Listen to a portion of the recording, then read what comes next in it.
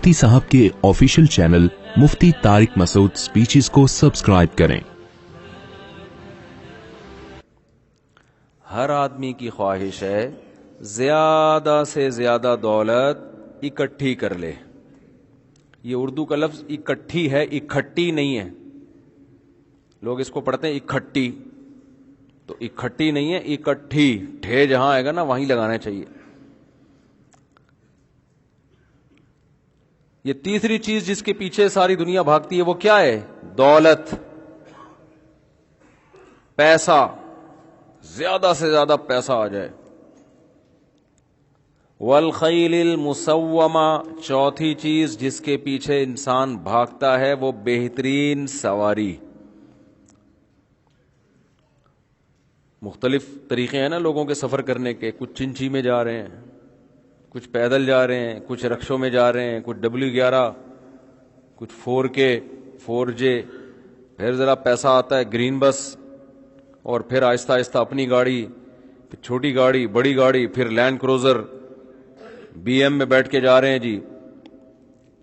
تو ان چیزوں پہ انسان فخر کرتا ہے، انسان چاہتا ہے کہ میری سواری اچھی سے اچھی ہو۔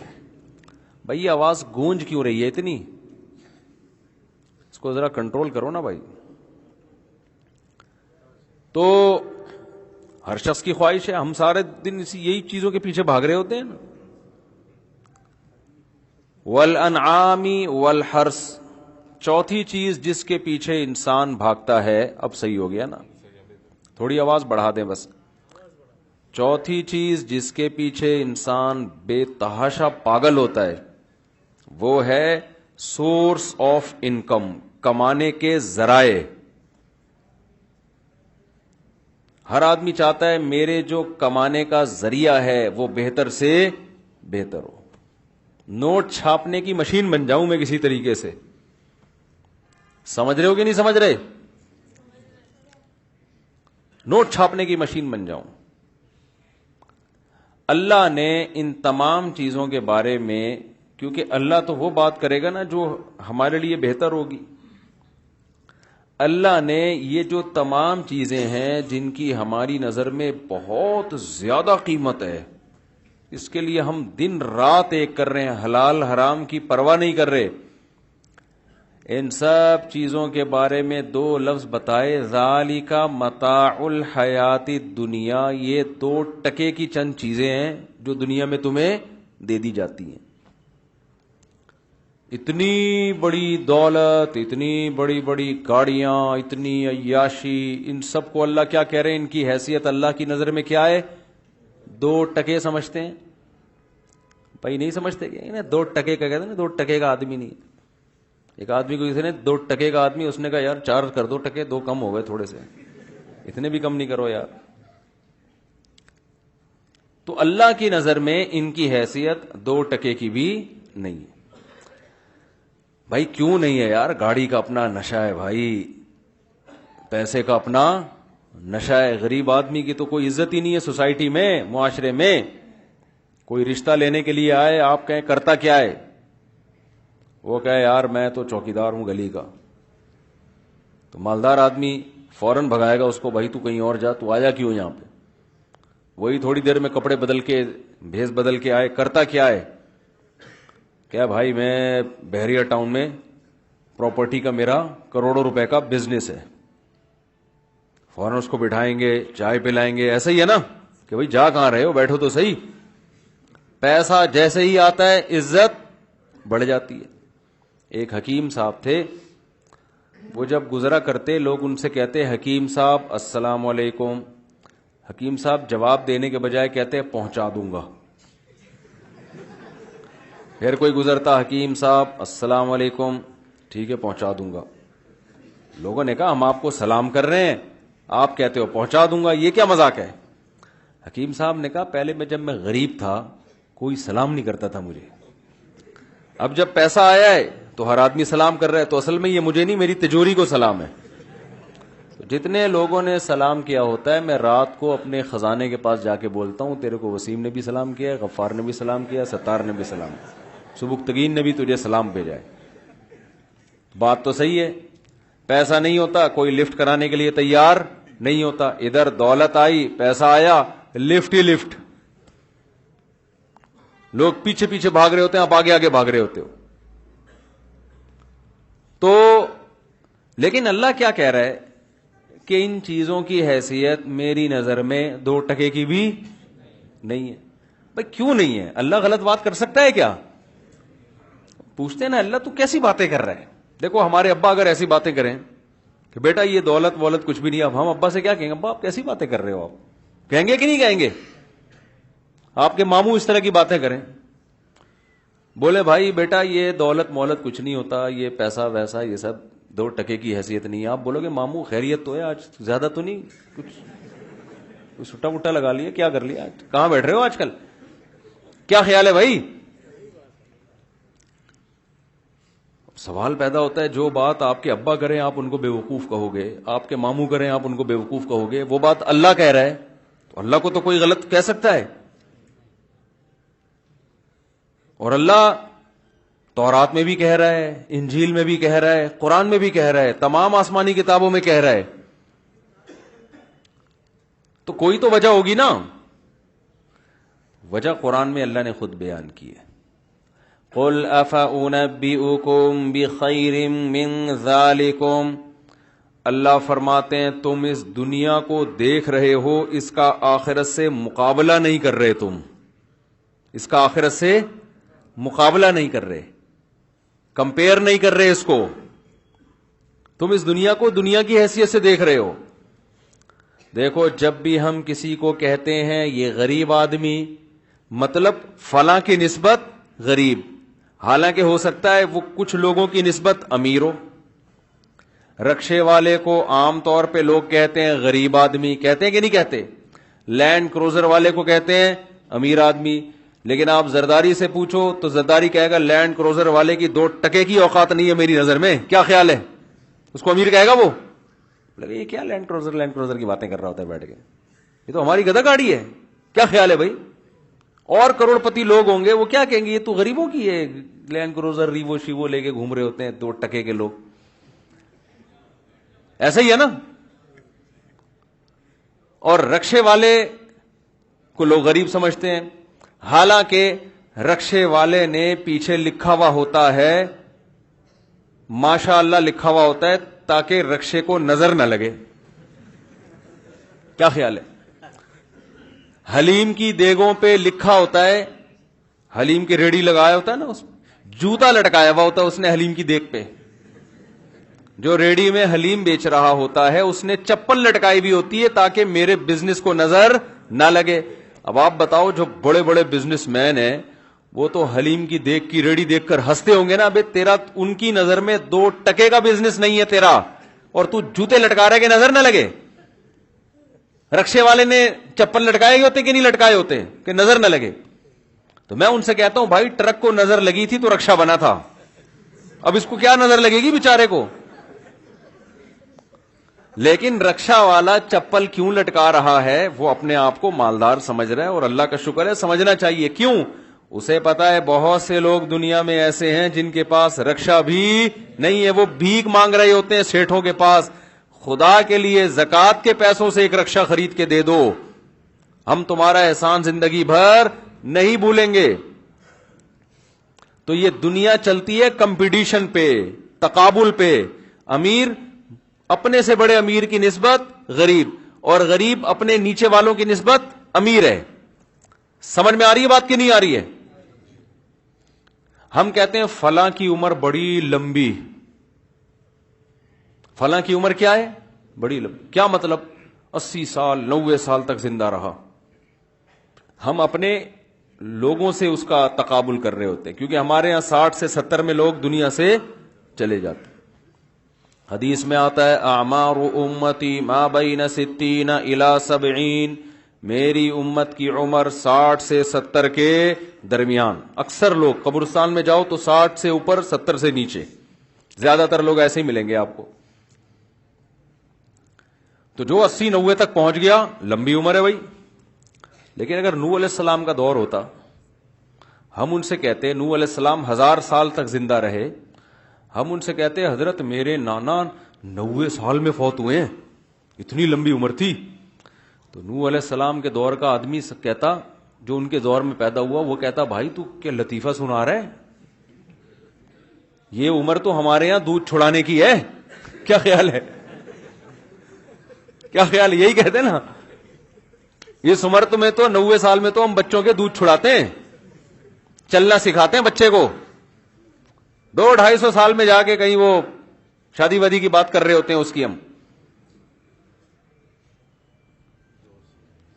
300 سال 400 سال, یہ تو ان کی نسبت یہ 90 سال کی عمر کیا ہے, زیادہ ہے کم ہے, بہت تھوڑی. اس کی کوئی اوقات 2% کی ہے کہ نہیں ہے. وہ کیا کہیں گے, یار تم لوگ 90 سال میں تمہاری عمریں 2% کی حیثیت نہیں ہے ان کی, یہی کہیں گے کہ نہیں کہیں گے. تو یہ دنیا کا جو نظام چل رہا ہے نا, یہ کس پہ چل رہا ہے, تقابل پہ. ایک کے مقابلے میں دوسرے کو ہم وضاحت کرتے ہیں, اور ایک کے مقابلے میں دوسرے کو ہم اچھا, اور اس سے اچھے کے مقابلے میں اس کو ہم برا. تو یہ سارا کمپٹیشن پہ چل رہا ہے سارا سیٹ اپ. تبھی میں کہتا ہوں نا, سیاست دانوں میں بھائی لوگ کہتے ہیں کہ بھائی کس کو ووٹ دے, سارے چور ہیں. تو میں کہتا ہوں بھائی ہو سکتا ہے کوئی کم درجے کا چور ہو. اگر بالفرض اگر سارے چور ہیں تو اس کو دے دو جو نسبتاً کم چور ہو, کیونکہ کوئی نہ کوئی تو آئے گا نا, کوئی نہ کوئی تو آئے گا. آپ ووٹ نہیں دو گے تو پھر بھی تو کوئی آئے گا نا, تو جو آپ کو کم چور لگے اس کو دے دو ووٹ آپ. تو اللہ میاں نے اس دنیا کو کیا کہا, اللہ کی نظر میں اس کی حیثیت 2% کی نہیں. اس کی وجہ اللہ نے بیان کی 2 وجوہات. سمجھتے ہو, آج سارے فسادات کی جڑ دنیا کی محبت ہے. قتل بھی دنیا کے لیے ہوتے ہیں, ماں باپ کی نافرمانی کس لیے ہوتی ہے, دنیا کے لیے. لڑکیوں سے دوستیاں, زناکاریاں, خواہشات کے لیے, دنیا کے لیے. حرام کماتا ہے کس کے لیے, دنیا کے لیے. ڈپریشن میں جاتا ہے اگر پیسہ نہیں کما رہا, کیوں جا رہا ہے, دنیا کی محبت ہے. کہتے ہیں حب دنیا رأس کل خطیئہ, ہر برائی کی جڑ جو ہے نا اس میں دنیا کی محبت. اگر آپ کی نظر میں دنیا کی حیثیت 2% کی نہ رہے تو کیا آپ جرم ہوں گے دنیا میں, بولو نا کیا ہو گیا. ایک بندے کو ایک شخص آ کے کہتا ہے تجھے 1 کروڑ روپے دوں گا, تو فلاں کو مار دے جا کے. وہ کہے گا اس 1 کروڑ کی ویلیو میری نظر میں 2% کی نہیں ہے, میں کیوں ماروں جا کے. اور اگر دنیا سے محبت ہوگی تو کہے گا یار 1 کروڑ کے تو 50 بھی دے گا تو میں 6 بندے مار دوں گا. 50 لاکھ ہے بھائی, 6 پتہ نہیں کتنے رکشے آ جائیں گے اس میں. کیا خیال ہے, ہر برائی کی جڑ کیا ہے, دنیا کی محبت ہے.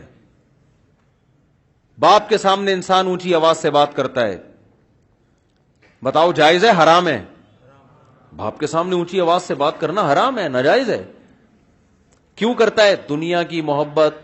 کیوں انسان کو جب غصہ آتا ہے وہ سکون حاصل کرنے کے لیے اپنے غصے کو جاری کر دیتا ہے. وہ سمجھتا ہے میں اس سے سکون میں آ جاؤں گا, یہ نہیں دیکھتا سامنے والا بڑا ہے چھوٹا ہے, کیا ہے, سکون. تو یہ سکون کی لالچ, یہ بھی تو دنیا ہے نا, یہ کیا ہے, خواہش پوری کر رہا ہے نا. اللہ کے لیے اگر اللہ کی اہمیت دل میں ہوگی تو قرآن کیا کہتا ہے, وَالْكَاظِمِينَ الْغَيْظَ, کہ ہمارے نیک بندے جن کی نظر میں دنیا کی ویلیو 2% کی نہیں ہے, انہیں جب غصہ آتا ہے تو وہ یہ دیکھتے ہیں کہ یہاں غصہ جاری کرنا ہے یا نہیں کرنا, یہ غصہ جاری کرنے کا موقع ہے یا نہیں ہے. تو جب باپ آئے سامنے, ماں آئے, تو انہیں پتا ہے یہاں غصہ جاری نہیں کرنا. تو اب ان کا دل تو چاہ رہا تھا غصہ جاری کریں, دل تو چاہ رہا ہوتا ہے, لیکن انہیں پتا ہے اگر غصہ جاری کر دیا ہم نے تو وہ دنیا جو 2% کی ہے اس کا سکون تھوڑی دیر کے لیے ہمیں مل جائے گا, لیکن وہ نعمتیں جن کی حیثیت بہت زیادہ ہے اس سے ہم محروم ہو جائیں گے. مثالیں میں بعد میں دیتا ہوں, پہلے میں اس بات کو مکمل کر لوں. تو سوال یہ ہے کہ بھائی یہ 2% کی کیسے ہو گئی, اتنی اہم چیز ہے, اتنے کروڑوں اربوں روپے یار, یہاں پہ بحریہ ٹاؤن بھی ہے یہاں پہ, اور اللہ بھلا کرے آپ کا ڈرامے, فلمیں, اور ارطغرل, حلیمہ, اور پتہ نہیں کیا کیا آ رہا ہے, اور جناب اتنی زبردست مارکیٹیں. کبھی جاؤ آپ گلستان جوہر میں, ذرا باہر نکلو, ایک مارکیٹوں کا ایک بازاروں میں جاؤ, رونقیں ہیں یا نہیں ہے, پھر ڈیفنس میں جاؤ تو اور رونقیں. تو غریب آدمی کہتا ہے یار میں کیا گندے نالے پہ پڑا ہوا ہوں, یہاں پہ میرا گھر ہے, کاش میرے پاس پیسہ ہوتا, کاش میری قسمت میں ہوتا, میں خریدتا ایک کھوتا, کبھی تو سوار ہوتا کبھی میں سوار ہوتا. پرانے زمانے کی لینڈ کروزر کھوتا ہی تھا نا, گدھے کو کہتے ہیں کھوتا. اب کھوتے کی جگہ آپ لینڈ کروزر لے آؤ, بڑی گاڑیاں لے آؤ. لوگ کہتے ہیں یار میرے پاس بھی پیسہ ہوتا, میں کرولا خریدتا, کبھی میں سوار ہوتا کبھی تو سوار ہوتا. تو بھائی اب 2 ٹکے کی کیوں ہے, سوال پیدا ہوتا ہے. 2 وجہ سے.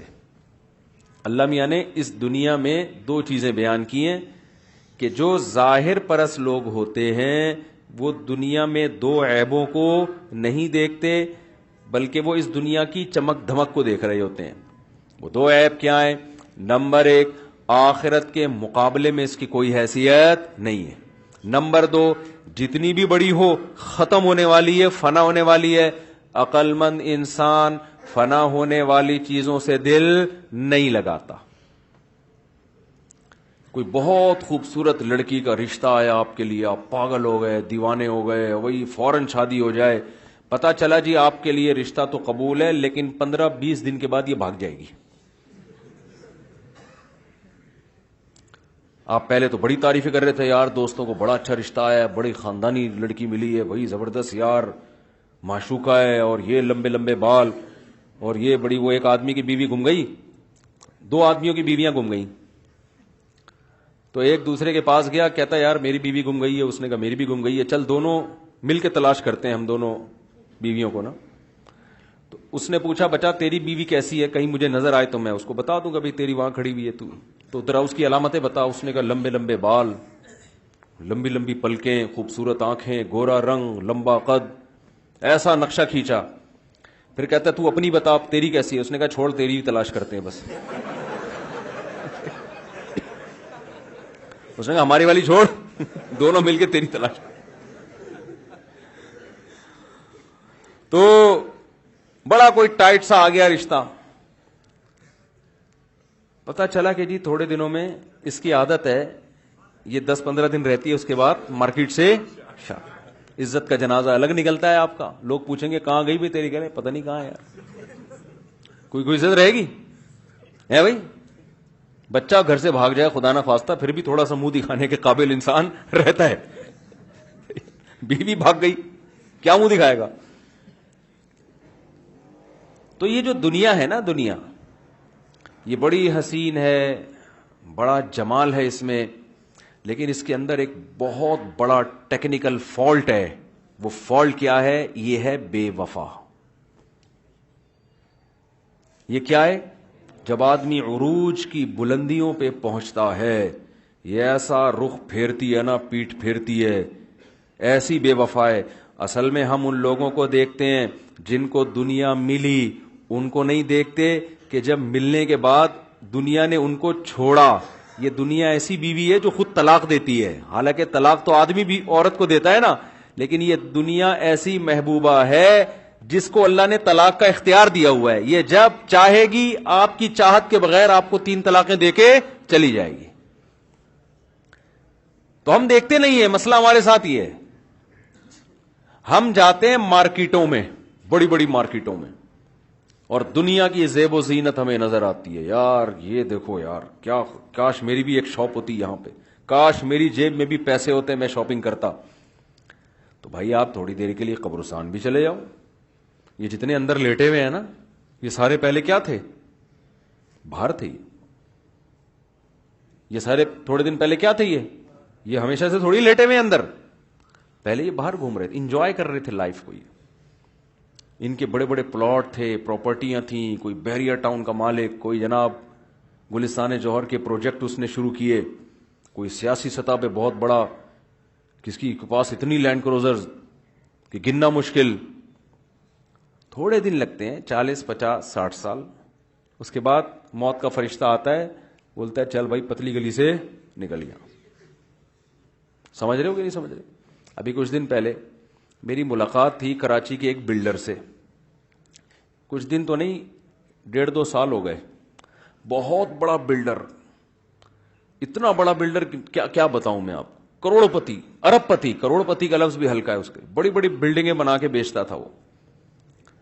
उसका प्रोटोकॉल ऐसा कि जनाब आगे पीछे 8-10 गाड़ियां हर वक्त उसके साथ चलेंगी।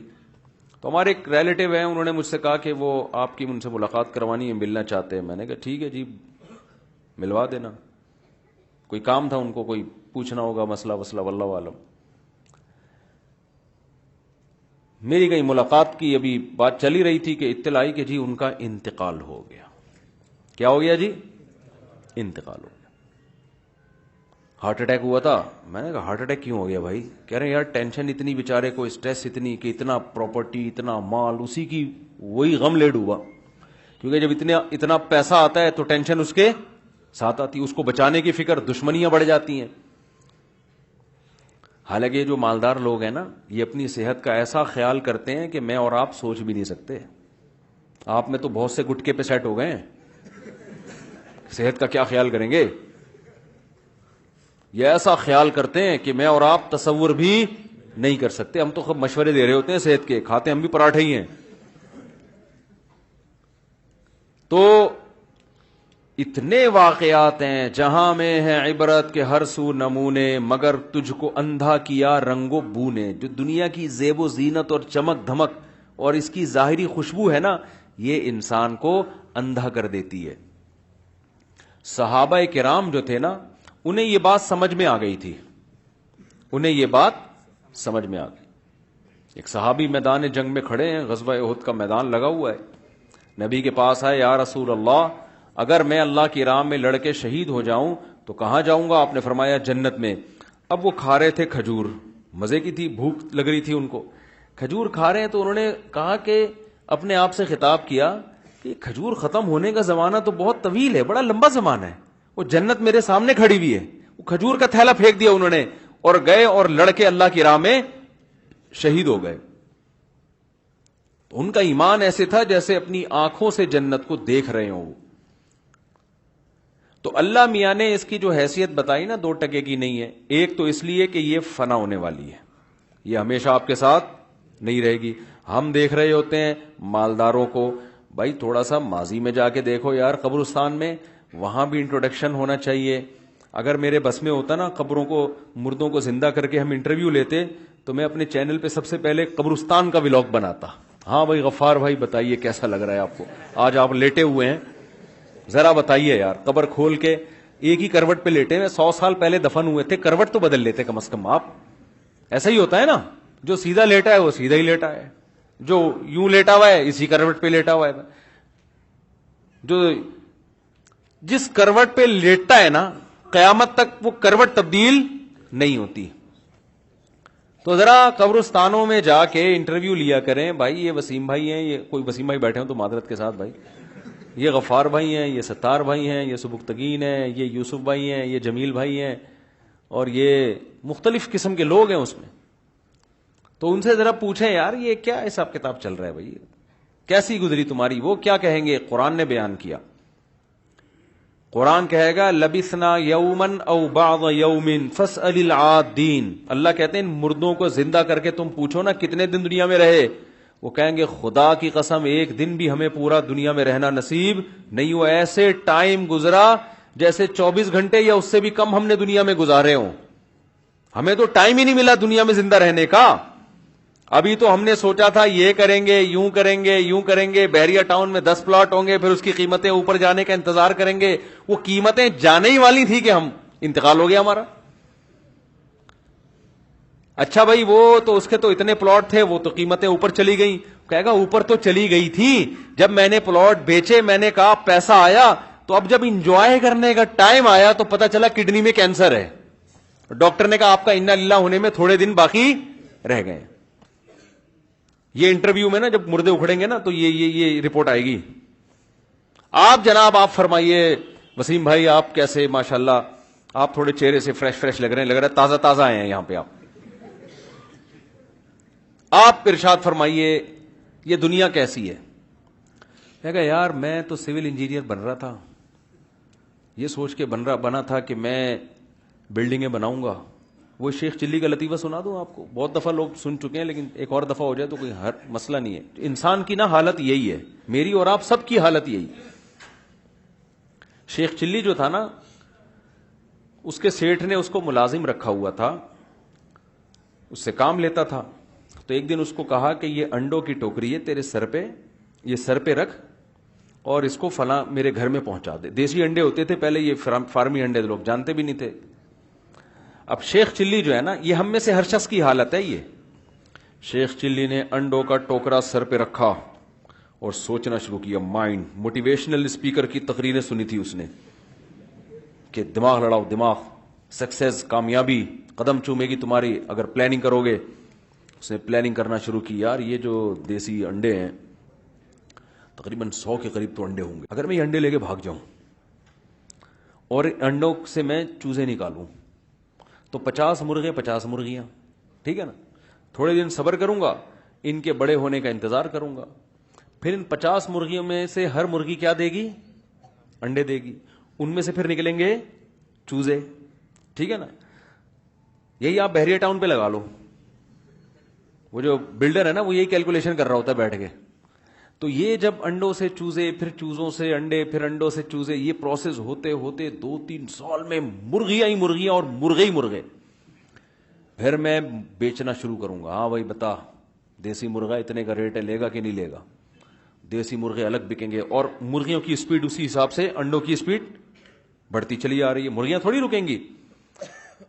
تو ہوتے ہوتے ہوتے ہوتے ایک دن پیسہ آنا شروع. پھر جب پیسہ آئے گا، ابھی سے پلاننگ کر لو پیسہ آنے کے بعد کرنا کیا ہے بھائی. آج یہ نوجوان نا اسی طرح منصوبے بنا رہا ہوتا ہے. پھر جب پیسہ آئے گا تو پھر میں ایسا کروں گا کہ بہترین سا گھر بناؤں گا میں. اور وہ انڈوں کا پروسیس اسی طریقے سے چل رہا ہے، وہ بڑھتا چلا جا رہا ہے. پھر میں بڑی جگہ لے لوں گا. پھر میں بہترین خاندان میں شادی کروں گا. پھر میرے ہوں گے بچے، پھر بچے بڑے ہوں گے، پھر مجھ سے کہیں گے ابو پیسے. میں کہوں گا چلو یہاں سے. ہر وقت پیسے پیسے. جیسے وہ نا آدمی ذرا اولاد کے سامنے تھوڑا سا شو مارتا ہے نا، چلو یہاں سے. جب یوں کیا نا تو وہ ٹوکرا سارا نیچے گر گیا. تو سیٹھ نے بولا کمبخت، اگر تیرا کسی کھڈے میں پاؤں آتا یا کسی چیز سے تو ٹکراتا پھر یہ انڈے گرتے تو میں کہتا چلو یار غلطی ہو گئی. تو نے تو یوں کر کے خود گرایا، یہ پیسے نکال اس کے. تو سیٹھ سے کہتا ہے کمبخت تو انڈوں کو روئے رہا ہے، میرا پورا خاندان تباہ ہو گیا ہے، میرا پورا بزنس کروڑوں اربوں کا، بیوی بچے سارے برباد ہو گئے، اور تو اپنے 100 انڈے کو رو رہا ہے بیٹھ کے. تو دیکھو جب موت کا وقت آئے گا نا تو فرشتہ کہے گا نا والنازعات غرقا والناشطات نشطا. جب روح نکالے گا اور کہے گا چل بھائی، اور قرآن نے جو الفاظ بیان کیے ہیں الی ربک یومئذ المساق، آج اب تو کس کے پاس جائے گا؟ اپنے رب کے پاس. اب تو نے جا کے حساب و کتاب دینا ہے. فلا صدق ولا صلی ولکن کذب وتولی. تو نے نہ نماز پڑھی، نہ اللہ اس کے رسول کی تصدیق کی، نہ زکوٰۃ دی، برائیوں میں اپنی زندگی تو نے گزاری. آپ کہو گے تمہیں ان کی پرواہ ہے کہ میں نے نماز پڑھی نہیں پڑھی؟ میرا تو پورا پروجیکٹ کیا ہو گیا؟ تباہ و برباد ہو گیا. ابھی تو میں بلڈنگ تیار ہونے والی تھی، ابھی تو میری بچیوں کی شادی ہونے والی تھی، ابھی تو میں نے مفتی طارق مسعود کے 4 شادیوں پہ بیان سننا شروع کیے تھے.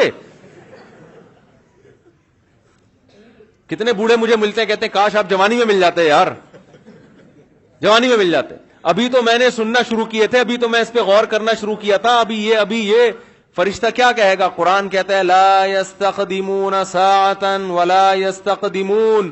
1 سیکنڈ بھی آگے پیچھے نہیں ہو سکتے، 1 سیکنڈ بھی مہلت نہیں ملے گی. اس وقت پتا چلے گا کہ اللہ میاں نے یہ جو کہا تھا نا یہ دنیا 2 ٹکے کی نہیں ہے، یہ بالکل صحیح کہا تھا. ہم بے وقوف تھے جو اس کو ہم نے اتنا اپنا باپ بنا لیا تھا. نہیں یاری سمجھ میں میرا خیال ہے. اور جن بیوی بچوں سے محبت کی کرنی چاہیے وہ میں بتاتا ہوں کون سی محبت جائز ہے کون سی حرام ہے.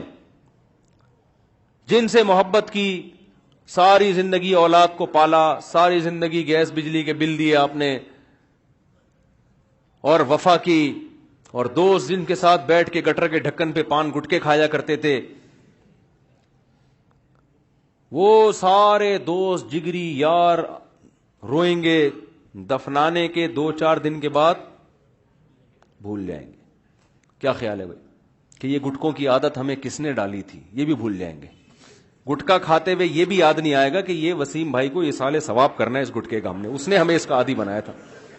یہ جو میں سٹا پی رہا ہوں نا، سٹا لگا رہا ہوں، یہ ہم غفار کے ساتھ بیٹھ کے ڈھکن پہ ہم نے سٹے کی عادت پڑی تھی، وہ چلا گیا، آپ اس کو تو یاد کرو. اولاد بھول جاتی ہے. میں اکثر واقعہ بتاتا ہوں، ایک آدمی مر گیا، اس کا بیٹا اتنا غمزدہ میرے پاس آیا، یار میرے ابا کو اچانک ہارٹ اٹیک ہوا، مر گئے. ایسا لگ رہا تھا یہ غم برداشت نہیں کر پائے گا. 3 دن کے بعد میں نے دیکھا بائکوں پہ گھوم رہا ہے. 3 دن لگتے ہیں غم بھلانے میں. پھر وہ ہلکا ہلکا غم رہتا ہے، وہ تو چلتا ہے، لیکن بڑا غم 3 دن کے اندر ختم. اس کے بعد لوگ کہتے ہیں چلو یار دکان کھولو یار. 3 دن تک دکان بند ہوتی ہے، گھر میں ٹی وی نہیں چلتا، ڈرامے بند ہو جاتے ہیں اور تھوڑا غم کی باتیں ہوتی ہیں. اس کے 3 دن کے بعد آہستہ آہستہ آدمی کہتا ہے وہ مرے ہیں نا، میں کیوں ماروں اپنے آپ کو غم سے؟ کیا خیال ہے؟ ہم تو کھاؤ یار، پیو یار، گھومو پھرو.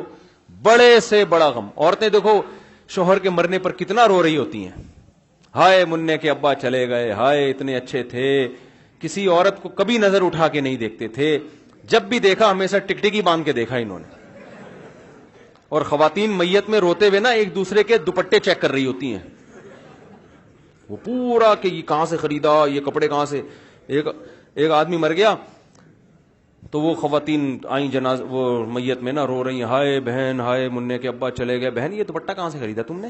یہ باتیں چل رہی ہوتی ہیں خواتین کی نا میت میں بھی. کہنے کہ اللہ اللہ بہت اچھے تھے میرے شوہر، مر گئے، بولٹن مارکیٹ سے خریدا تھا میں نے یہ. اور یہ پھر وہ روتے ہوئے جواب میں کہتی ہے او ہو بہت افسوس ہوا. ہاں وہاں ذرا سستا مل جاتا ہے، ویسے کبھی حیدری کی مارکیٹ بھی ہو سکے تو ٹچ کر لینا. پھر رونا دھونا. تو خواتین کا نا یہ سارا میت میں پروگرام چل رہا ہوتا ہے. تو کیسا روتی ہیں، غم ہوتا ہے، ظاہر ہے رونا بھی چاہیے. تھوڑے دنوں کے بعد ختم. تھوڑے دنوں کے بعد کیا ہوتا ہے؟ ختم. جی مننے کے ابا تھے چلے گئے، اب کیا کریں، سب نے جانا ہے بھائی. ٹھیک ہے نا. تو بتاؤ 2 ٹکے کی ہوئی کہ نہیں ہوئی ہے حیثیت دنیا کی؟ 2 ٹکے بھی تو بھی اللہ نے زیادہ کہہ دیے، حقیقت میں تو اس سے بھی کم ہے، اس سے بھی کم ہے. اللہ کی نظر میں اگر اس دنیا کی حیثیت 2 ٹکے کی بھی ہوتی تو اللہ تعالیٰ سب سے زیادہ یہ دنیا سید الانبیاء اپنے حبیب محمد صلی اللہ علیہ وسلم کو عطا فرماتا. سب سے زیادہ کس کو عطا فرماتا؟ نبی صلی اللہ علیہ وسلم. تو ایک تو یہ فنا ہونے والی چیز ہے، کیا ہے یہ؟ لہذا اس سے دل نہ لگاؤ. یہ کافر کی عادت ہے، پیسے کو، شہرت کو، عزت کو کامیابی سمجھتا ہے. یہ کافر پہ یہ چیزیں جچتی ہیں، مسلمان پہ یہ چیزیں سوٹ نہیں کرتی. کبھی کسی غریب کو حقیر نہ سمجھو. او بھائی وہ ناکام نہیں ہے، اگر آپ کے پاس دولت ہے اور اللہ راضی نہیں ہے آپ ناکام ہو. دیکھو فرعون مالدار بھی تھا، دولت بھی تھی، اور اس کے زمانے میں بہت سے غریب تھے. جب فرعون کو اللہ نے غرق کیا ہے تو فرعون کہتا ہوگا میری مملکت کا وہ چپڑاسی وہ کامیاب تھا اور میں کیا تھا؟ ناکام تھا میں. دوسری اس دنیا میں ایک بہت بڑا عیب کیا ہے، ابھی میں اس طرف آؤں گا کہ پھر کیا کریں بھائی، دنیا چھوڑ دیں کیا مفتی صاحب ہیں بھائی؟ بچوں کو عیدی سینٹر میں جمع کرا دیں، جب یہ 3 دن کے بعد بھول جائیں گے ہمیں. بیوی جو ہے نا ہمیں ہماری میت پہ بھی بولٹن مارکیٹ کی باتیں کر رہی ہوگی بیٹھ کے تو کیا کر چھوڑ دیں کیا اس کو؟ جب 2 ٹکے کی دنیا کی حیثیت نہیں ہے تو کیا جو پیسے رکھے ہوئے ہیں یہ بھی کہیں کسی ٹرسٹ میں جمع کرا دیں؟ کیا کریں؟ کھانا پینا چھوڑ دیں؟ پھر لوگ کہتے ہیں مولوی لوگ باتیں تو ایسی کر رہے ہوتے ہیں، دنیا خود گاڑیوں میں گھوم رہے ہوتے ہیں. میں نے جب ایک دفعہ شادی کی نا تو تیسری شادی تھی میری. اچھا میرے پہلے سے بھی ماشاءاللہ بچے تھے، تو جب میں نے تیسری کی ہے تو وہ اتفاق سے ذرا تھوڑی دھوم دھام سے ہو گئی تھی. پوری بارات آئی، بارات کا مطلب رخصتی کے لیے میں اپنے رشتہ داروں کو لے گیا تو وہ گاڑیوں کی لائن لگی ہوئی. تو ایک بوڑھے میاں آئے اور کہتے یہ مولانا صاحب کے گھر کے باہر اتنی لائن کیوں لگی ہوئی ہے، کوئی بچے کا عقیقہ ہوا ہے، کیا ہوا ہے؟ انہوں نے کہا ایک اور کر لیے مولانا صاحب نے. تو وہ نا کانپ رہے تھے غصے سے، کہہ رہے ہیں ممبر پہ بولتے ہیں دنیا مسافر خانہ ہے، حرکتیں دیکھو ان مولویوں کی. مسجد کے ممبر پہ بیٹھ کے بولتے ہیں دنیا کیا ہے؟ مسافر خانہ. اور حرکتیں دیکھو, شادیاں ہی نہیں رک رہی ان کی. تو یہ آپ کے ذہن میں بھی آ سکتا ہے بھائی, تاجروں کے ذہن میں بھی آ سکتا ہے کہ کیا دکانیں بند کر کے بیٹھ جائیں, کیا بحریہ ٹاؤن میں انویسٹ نہ کریں. وہ میں آ رہا ہوں اس طرف, ابھی آ رہا ہوں انشاءاللہ, بتاؤں گا کرنا کیا ہے. لیکن حقیقت یہی ہے کہ 2 ٹکے کی حیثیت یہ تو دماغ میں بٹھا لو. یہ تو جب ابھی نہیں آئے گا نا تو مرنے لگے ہوئے تو آئے گا سمجھ میں کہ یار یہ کیا کیا ہم نے, یار یہ کیا ہے ہم نے. کہتے ہیں سکندر اعظم جس نے اتنی بڑی دنیا فتح کی, سینکڑوں اس کے باندیاں اور غلام تھے, سینکڑوں, ہر وقت اس کی خدمت کے لیے تیار, عیاشی کی ہے اس نے. موت اس کی راستے میں آئی ہے, کہیں سفر میں, کہیں کسی ملک کو فتح کر کے آ رہا تھا, کیا تھا, راستے میں بیمار ہوا, تو موت کا جب ٹائم ہوا نا تو اس کو بڑی حسرت ہوئی, یار یہ تو میں سب کچھ چھوڑ چھاڑ کے جا رہا ہوں, یہ تو مجھے دفنا دیں گے اور ختم. اس وقت اس کو احساس ہوا, تو کہتے ہیں کہ اس نے یہ وصیت کی, میں جب مر جاؤں نا تو کفن سے میرے ہاتھ ایسے خالی نکالنا, تاکہ میرے بعد اس غلط فہمی میں لوگ نہ رہیں جس میں میں رہا ہوں. ایسے ہاتھ نکال دینا تاکہ جب دفن کرے نا تو پتا چلے اتنا بڑا آدمی خالی ہاتھ دنیا سے جا رہا ہے. واحد لباس ہے دنیا کا کفن جس میں جیب نہیں ہوتی, واحد لباس ہے دنیا. میں ملیشیا گیا تو وہاں میں نے چائنا والوں کا ایک قبرستان دیکھا. چائنیز چنگ چنگ ٹونگ, یہ اس طرح کی جو باتیں کرتے ہیں. یار ایک لطیفہ ہے, بہت لوگوں نے سن لیا ہوگا انٹرنیٹ پہ, انہیں تو بڑا غصہ آئے گا کہ بار بار مفتی صاحب ایک لطیفہ ریپیٹ کرتے ہیں, لیکن آپ لوگوں نے سنا نہیں ہوگا, ہے وہ بڑا مزے کا. ایک چائنیز جو تھا نا, ایک آدمی گیا پاکستانی, اس کی چائنیز سے دوستی تھی. آپ مولوی صاحب کہاں کے ہیں؟ کوئٹہ کے صاحب. تو وہ چائنیز سے اس کی دوستی تھی. تو پتہ چلا جی چائنیز بیمار ہو گیا نا, اس کے آکسیجن لگی ہوئی ہے, بیمار ہو گیا. تو اس نے کہا یار میرا دوست ہے, پتہ نہیں آخری وقت ہوگا, مر نہ رہا ہو تو میں عیادت کرتا ہوں. اس کے قریب جا کے کھڑا ہو گیا. جیسے قریب جا کے کھڑا ہوا ہے, اس چائنیز میں چاں چی پاں چاں چی چی چپاں چی چی چاں چاں چاں کرتا ہوا مر گیا وہ. اس نے بولا یار میرے دوست نے مرتے ہوئے پتہ نہیں کیا وصیت کی ہے, تو یہ الفاظ یاد کر لو, چین چاں پاں چاں کیا کہا ہے نا, اس کا ترجمہ کراؤ, کچھ اہم بات بولی ہے اس نے. وہ الفاظ یاد کر کے وہ چائنا چلا گیا. چائنا میں اس نے ترجمہ کروایا تو اس کا ترجمہ یہ تھا, الو کے پٹھے آکسیجن کے پائپ سے پاؤں ہٹا.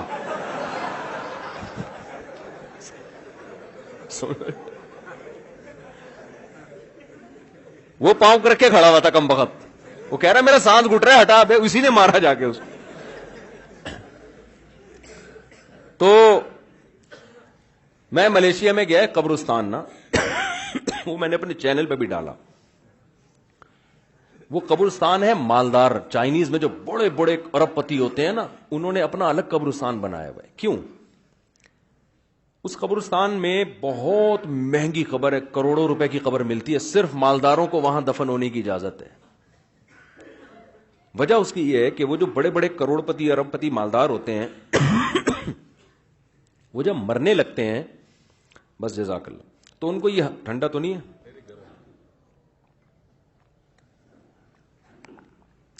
تو ان کو یہ حسرت ہوتی ہے کہ یار ہم جا رہے ہیں اربوں خربوں کی مالیت چھوڑ کے جا رہے ہیں, تو یہ ہم اپنے بعد والوں کو کیوں دیں بھائی, انہوں نے تو کچھ بھی نہیں کیا نا, گورنمنٹ لے لے گی ہم سے یا لوگ کھا جائیں گے. محنت ساری ہم نے کی ہے, کھائے گی عوام مفت میں. تو اس کا حل انہوں نے سوچا کہ یہ پیسہ قبر میں ہمارے ساتھ دفن ہو, یہ پیسہ قبر میں ہمارے ساتھ. تو وہاں ایک ایسا قبرستان ہے, اتنی چوڑی چوڑی بڑی بڑی قبریں, جب کوئی ارب پتی کروڑ پتی آدمی مرتا ہے تو اس کا پیسہ بھی اسی کے ساتھ اس کے تابوت میں دفن کیا جاتا ہے. جب اللہ رسول پر ایمان نہیں ہوتا نا تو انسان کی حالت یہ ہوتی ہے. اب کیا ہوا کہ اس قبرستان میں جب پتہ چل گیا چوروں کو کہ یار یہ تو بڑے بڑے پیسے ہیں, تو قبرستان میں ڈکیتیاں شروع ہو گئیں. ظاہر ہے جب اتنے پیسے وہاں ہیں تو وہ انتظامیہ کے لیے سنبھالنا مشکل ہو گیا. پھر انتظامیہ پہ کون اعتماد کرے؟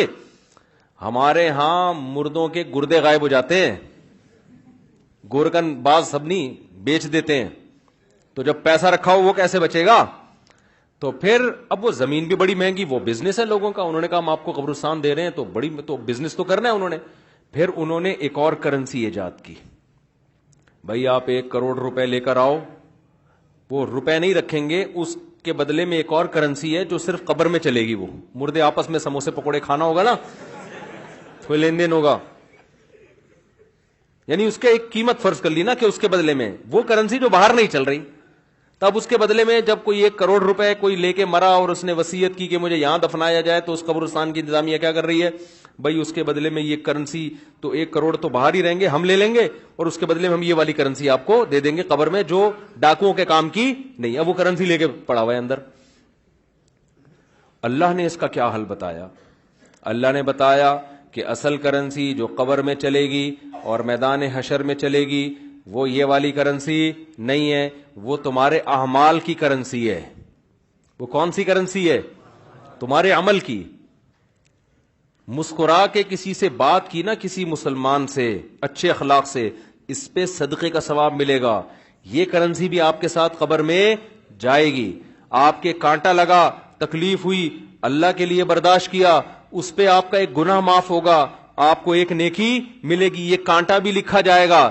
یہ ساری کرنسیاں آپ کے ساتھ قبر میں اور میدان حشر میں ساتھ ساتھ شریک رہیں گی. یہ تو اس لیے تو قرآن کہتا ہے کہ دنیا میں جلد سے جلد صدقات و خیرات کرو, اپنے لیے جمع کرو. نبی صلی اللہ علیہ وسلم کی حدیث ہے, آپ صلی اللہ علیہ وسلم گھر تشریف لائے, امی عائشہ سے پوچھا کچھ کھانے کو ہے, تو انہوں نے عرض کیا یا رسول اللہ کہیں سے کوئی سری یا گوشت آیا تھا ہدیے کا, تو باقی تو سارا میں نے صدقہ کر دیا, یہ تھوڑا سا بچا ہے. تو آپ نے فرمایا جو صدقہ کر دیا وہ بچ گیا اور یہ ختم ہو جائے گا. بات آ رہی ہے سمجھ میں؟ اصل میں بچا وہ ہے جو صدقہ کر دیا, وہ قبر میں کام آئے گا, یہ تو ختم ہو جائے گا تھوڑی دیر میں. تو یہ دنیا حقیقت میں واقعی 2 ٹکے کی نہیں ہے. دوسری, اس دنیا میں ایک ٹیکنیکل فالٹ کیا ہے جس کی وجہ سے اس کی کوئی ویلیو ہی نہیں ہے اللہ کی نظر میں. وہ ٹیکنیکل فالٹ یہ ہے کہ جب اس کو آخرت سے کمپیئر کرتے ہیں نا ہم, آخرت سے, تو آخرت میں جو نعمتیں ملنے والی ہیں اہل ایمان کو, اہل تقوی کو, جو اللہ پہ ایمان لانے والے لوگ ہیں, ان کو جو نعمتیں ملنے والی ہیں وہ نعمتیں اگر آپ میں اور میں اپنی آنکھوں سے دیکھ لیں تو ان نعمتوں کی ہماری نظر میں کوئی ویلیو نہیں رہے گی. جیسے رکشے والے کو بڑا فخر ہے, جوتے لٹکائے ہوئے ہیں نظر نہ لگ جائے, اور رکشہ لے کے یوں کر کے گھوم رہا ہے, اور چنچی میں پیچھے لوگ بٹھا دیے, گاڑی آگے سے اوپر اڑ جاتی ہے نا بعض دفعہ. لیاری میں گدا گاڑی والوں گدا گاڑی پر بڑا فخر ہوتا ہے. بھائی میں نے کئی دفعہ دیکھا کہ گدے گاڑی پہ اتنا لوڈ ہے کہ گدا ہوا میں معلق ہو گیا. ہوتا ہے کہ نہیں ہوتا؟ چنچیوں میں بھی دیکھا ہے, اتنا پیچھے پبلک بیٹھ گئی. ایک دفعہ ٹانگے میں ہم نے دیکھا, پنجاب میں ٹانگے پہ اتنے لوگ بٹھا دیے, ٹانگا اوپر. اور سنو, ایک جگہ جہاز میں اتنے لوگ پیچھے بیٹھے, جہاز اوپر اٹھ گیا. اب کہاں بیٹھے یہ نہیں بتاؤں گا میں, یہ ایسے بدنظمی. تو اب آپ رکشے والے کو بڑا فخر ہے اپنے رکشے پر, آپ اسے کسی دن لینڈ کروزر کی سیٹ پہ بٹھاؤ, اور آٹومیٹک سسٹم, رکشے میں تو شیشے ہی نہیں ہوتے. کیا خیال ہے؟ شیشے ہی نہیں کہ بٹن دباؤ تو شیشہ اوپر جائے گا, بٹن دباؤ تو شیشہ نیچے آئے گا. ایسا کوئی سیٹ اپ ہی نہیں ہے, آٹومیٹک سسٹم ہے, اوپن ہوا ہے. لیکن اس کو بٹھا دو لینڈ کروزر میں, بٹن دباؤ شیشے خود بخود اوپر جا رہے ہیں. اور بڑی فیسلٹیز ہیں. آپ کو اگر ٹھنڈک زیادہ ہے, سیٹ کا ہیٹر آن ہو جائے گا آپ کا, ہے بھائی, سیٹ گرم ہو جائے گی, بٹن دبایا پیچھے ہو گئے. یہی ساری سہولتیں ہوتی ہیں نا, ایسے بڑے اسموتھ چل رہی ہے. تو وہ کہے گا یار اس لینڈ کروزر کے مقابلے میں میرے رکشہ کیا ہے, 2 ٹکے کا نہیں ہے, کاش یہ ہوتا میرے پاس. حدیث میں آتا ہے رسول اللہ صلی اللہ علیہ وسلم نے فرمایا, جس شخص کو جہنم میں سب سے آخر میں نکالا جائے گا اور اس کو سب سے کم درجے کی جنت ملے گی. تو اہل ایمان جو ہے نا, یہ ہمارا عقیدہ ہے, قرآن و سنت نے بیان کیا ہے کہ جو ایمان والے لوگ ہیں سزا کھانے کے بعد بالآخر وہ جہنم سے نکلیں گے. ایمان بہت بڑی نعمت ہے, خوب سمجھ لو. انسان عمل میں کتنا ہی خراب کیوں نہ ہو, لیکن جب تک وہ مومن ہے, ایک اللہ کا قائل, پیغمبر صلی اللہ علیہ وسلم کی ختم نبوت کا قائل, اسلام کو برحق سمجھتا ہے اور کلمے کو مانتا ہے, تو کیسا ہی برا عمل کرے سزا کھانے کے بعد بالآخر جہنم سے نکلے گا. اس پہ اللہ رسول نے بہت واضح طور پہ بتا دیا ہے کیوں نکلے گا. یہ بھی حدیث میں آتا ہے. حدیث میں آتا ہے کہ جب گناہگار مسلمان جنہوں نے زنا کیا, نمازیں چھوڑی, شرابیں پی, جب جہنم میں جلیں گے نا طویل عرصے تک, تو کافر ان سے کہے گا کہ تمہارے ایمان نے, تمہارے مسلمان ہونے نے تمہیں کوئی فائدہ نہیں پہنچایا, تم تو ہماری طرح ہی ہو, ہم بھی جل رہے ہیں تم بھی جل رہے ہو, تو ہم تو غیر مسلم تھے تم مسلم ہو, تو تمہارے مسلم ہونے کا شناختی کارڈ میں بس تم نے مسلمان لکھوا لیا تھا, تو فائدہ کیا ہوا, تم بھی وہی ہم بھی وہی, تو تم خدا کو مانتے تھے, اس سے تمہیں ملا کیا. نبی صلی اللہ علیہ وسلم نے فرمایا جب کافر مسلمان کو یہ طعنہ دے گا اللہ کو غیرت آئے گی, غضب آئے گا, اور اللہ کہے گا یہ کیسے ہو سکتا ہے کہ جو مجھے مانتے تھے, جو میرے حبیب صلی اللہ علیہ وسلم پر اور پیغمبروں پر ایمان رکھتے تھے, جو موسیٰ کو اللہ کا نبی مانتے, عیسیٰ کو اللہ کا نبی مانتے, ابراہیم کو اللہ کا خلیل مانتے, آدم کو اللہ کا نبی مانتے, محمد صلی اللہ علیہ وسلم کو اللہ کا نبی مانتے, قرآن کو میرا کلام مانتے, جو مانتے تھے نماز پڑھنی چاہیے پڑھتے نہیں تھے, جو مانتے تھے شراب نہیں پینی چاہیے پی رہے تھے, لیکن مانتے تھے پینی نہیں چاہیے, اس کو اچھا نہیں قرار دیتے تھے. ایمان کسے کہتے ہیں؟ برائی کو برائی سمجھو آپ. جو مانتے تھے بھائی نشہ نہیں کرنا چاہیے, کرتے تھے, گناہگار سمجھتے تھے اپنے آپ کو, جو بد نظری کرتے تھے لیکن وہ مانتے تھے کہ یہ اچھا کام نہیں ہے. کافر کسے کہتے ہیں پتہ ہے؟ برائی کرتا ہے اور کہتے ہیں اس میں حرج کیا ہے, اس کو کافر کہتے ہیں. شراب پیتا ہے, بولتا ہے بھائی میں پیتا ہوں, تیرے کو کیا تکلیف ہے, پیتا ہوں تو کیا ہے, اس میں کیا خرابی ہے, یہ تو مولویوں نے بولا ہوا ہے کہ نہیں پیو نہیں پیو, اسے کیا کہتے ہیں؟ یہ مسلمان ہے کافر ہے؟ بول لو نا یار, کیا ہو گیا یار. گناہ کو حلال سمجھ کے کرنا, گناہ کو برا سمجھ کے نہ کرنا, یہ عمل کیا کہلاتا ہے؟ کفر. ماں باپ کو اولڈ ہاؤس میں جمع کرا دیا, جیسے ہوتا ہے باہر ملکوں میں, بوڑھا ہو گیا, ابا چل بھائی تو عیدی سینٹر میں جا یار, ان سے بولو یار یہ غلط ہے نہیں کرو, تو کہہ رہے ہیں کیا ہے اس میں یار, وہ وہاں زیادہ اچھی کیئر ہو رہی ہے اس کی, تو اس میں کیا ہے. باپ سے بدتمیزی سے بات کر رہا ہے, اسے بولو بھائی, آج کسی کو بولو, کہہ رہے کیا ہے میرا باپ ہے تجھے کیا تکلیف ہے, اس کا مطلب یہ برائی کو کیا کر رہا ہے؟ اچھا سمجھ کے کر رہا ہے. اور ایک وہ ہوتا ہے کہ اس کو کافر کہتے ہیں. ایک وہ ہوتا ہے جب آپ ہندوؤں میں بیان کرو کہ گرل فرینڈ مت بناؤ, کہنے کیوں نہیں بنایا بھائی, کیا ہے گرل فرینڈ میں, کیا خرابی ہے, تو برائی کو وہ کیا سمجھ رہے ہیں؟ اس کو برائی نہیں سمجھتے. مسلمان نے گرل فرینڈ رکھی ہوئی ہے, اس کو بولیں گے بھائی یہ حرام ہے, تو اس کو تھوڑا سا ندامت کا احساس ہوگا, یار کام میں کیا کر رہا ہوں, غلط. نکاح پیغمبروں کی سنت ہے, گرل فرینڈ رکھنا یہ کافروں کی سنت ہے, زنا کرنا یہ گندا عمل ہے, یہ پاکیزہ عمل نہیں ہے. نبی صلی اللہ علیہ وسلم نے معراج کی رات میں کچھ لوگوں کو دیکھا, ننگے مرد اور ننگی عورتیں آگ میں جل رہے ہیں, اور شعلے اوپر جاتے ہیں تو وہ ننگے جسموں کے ساتھ اوپر جاتے ہیں. آپ نے جبریل سے پوچھا یہ کون لوگ ہیں, تو جبریل نے کہا یہ آپ کی امت کے زنا کرنے والے مرد اور زنا کرنے والی عورتیں, دونوں کو برہنہ کر کے اللہ نے ایک ساتھ آگ میں پھینک دیا ہے. جس عورت کے ساتھ زنا کیا اس عورت کو بھی اسی آگ میں برہنہ کر کے, اور جس نے زنا کیا اس کو بھی اللہ اسی آگ میں ڈالے گا, زنا جس نے زنا کیا. سمجھ رہے ہو کہ نہیں سمجھ رہے؟ تو مسلمان گناہ کرتا ہے لیکن اس پہ اس کو ندامت کہ غلط کر رہا ہوں میں, تو اس گناہ کی سزا یہ اس کو ملے گی. لیکن اگر توبہ نہ کی, اس نے توبہ کر لی تو اللہ معاف کرنے والا ہے.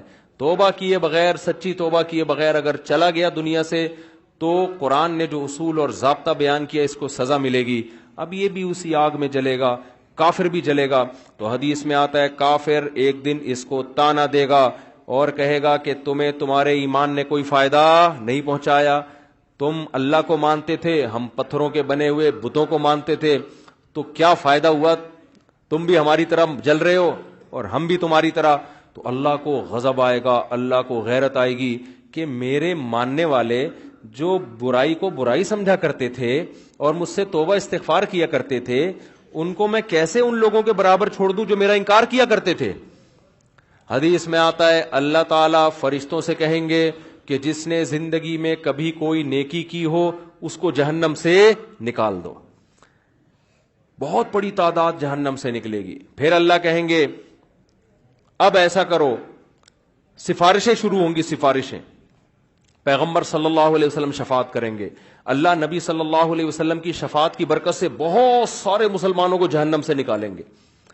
پھر رشتہ دار سفارش کریں گے, آپ کا کوئی بیٹا عالم ہو, حافظ ہو, شہید ہے, کوئی آپ کا دوست ہے, جیسے دنیا میں یاد کرتے ہیں نا, نادرا کی لائن میں لگے ہوئے ہیں, اندر کوئی تعلق والا نظر آ گیا, آنکھ ماری یار, وہ آ جاتا ہے, وہ بھی آنکھ مارتا ہے.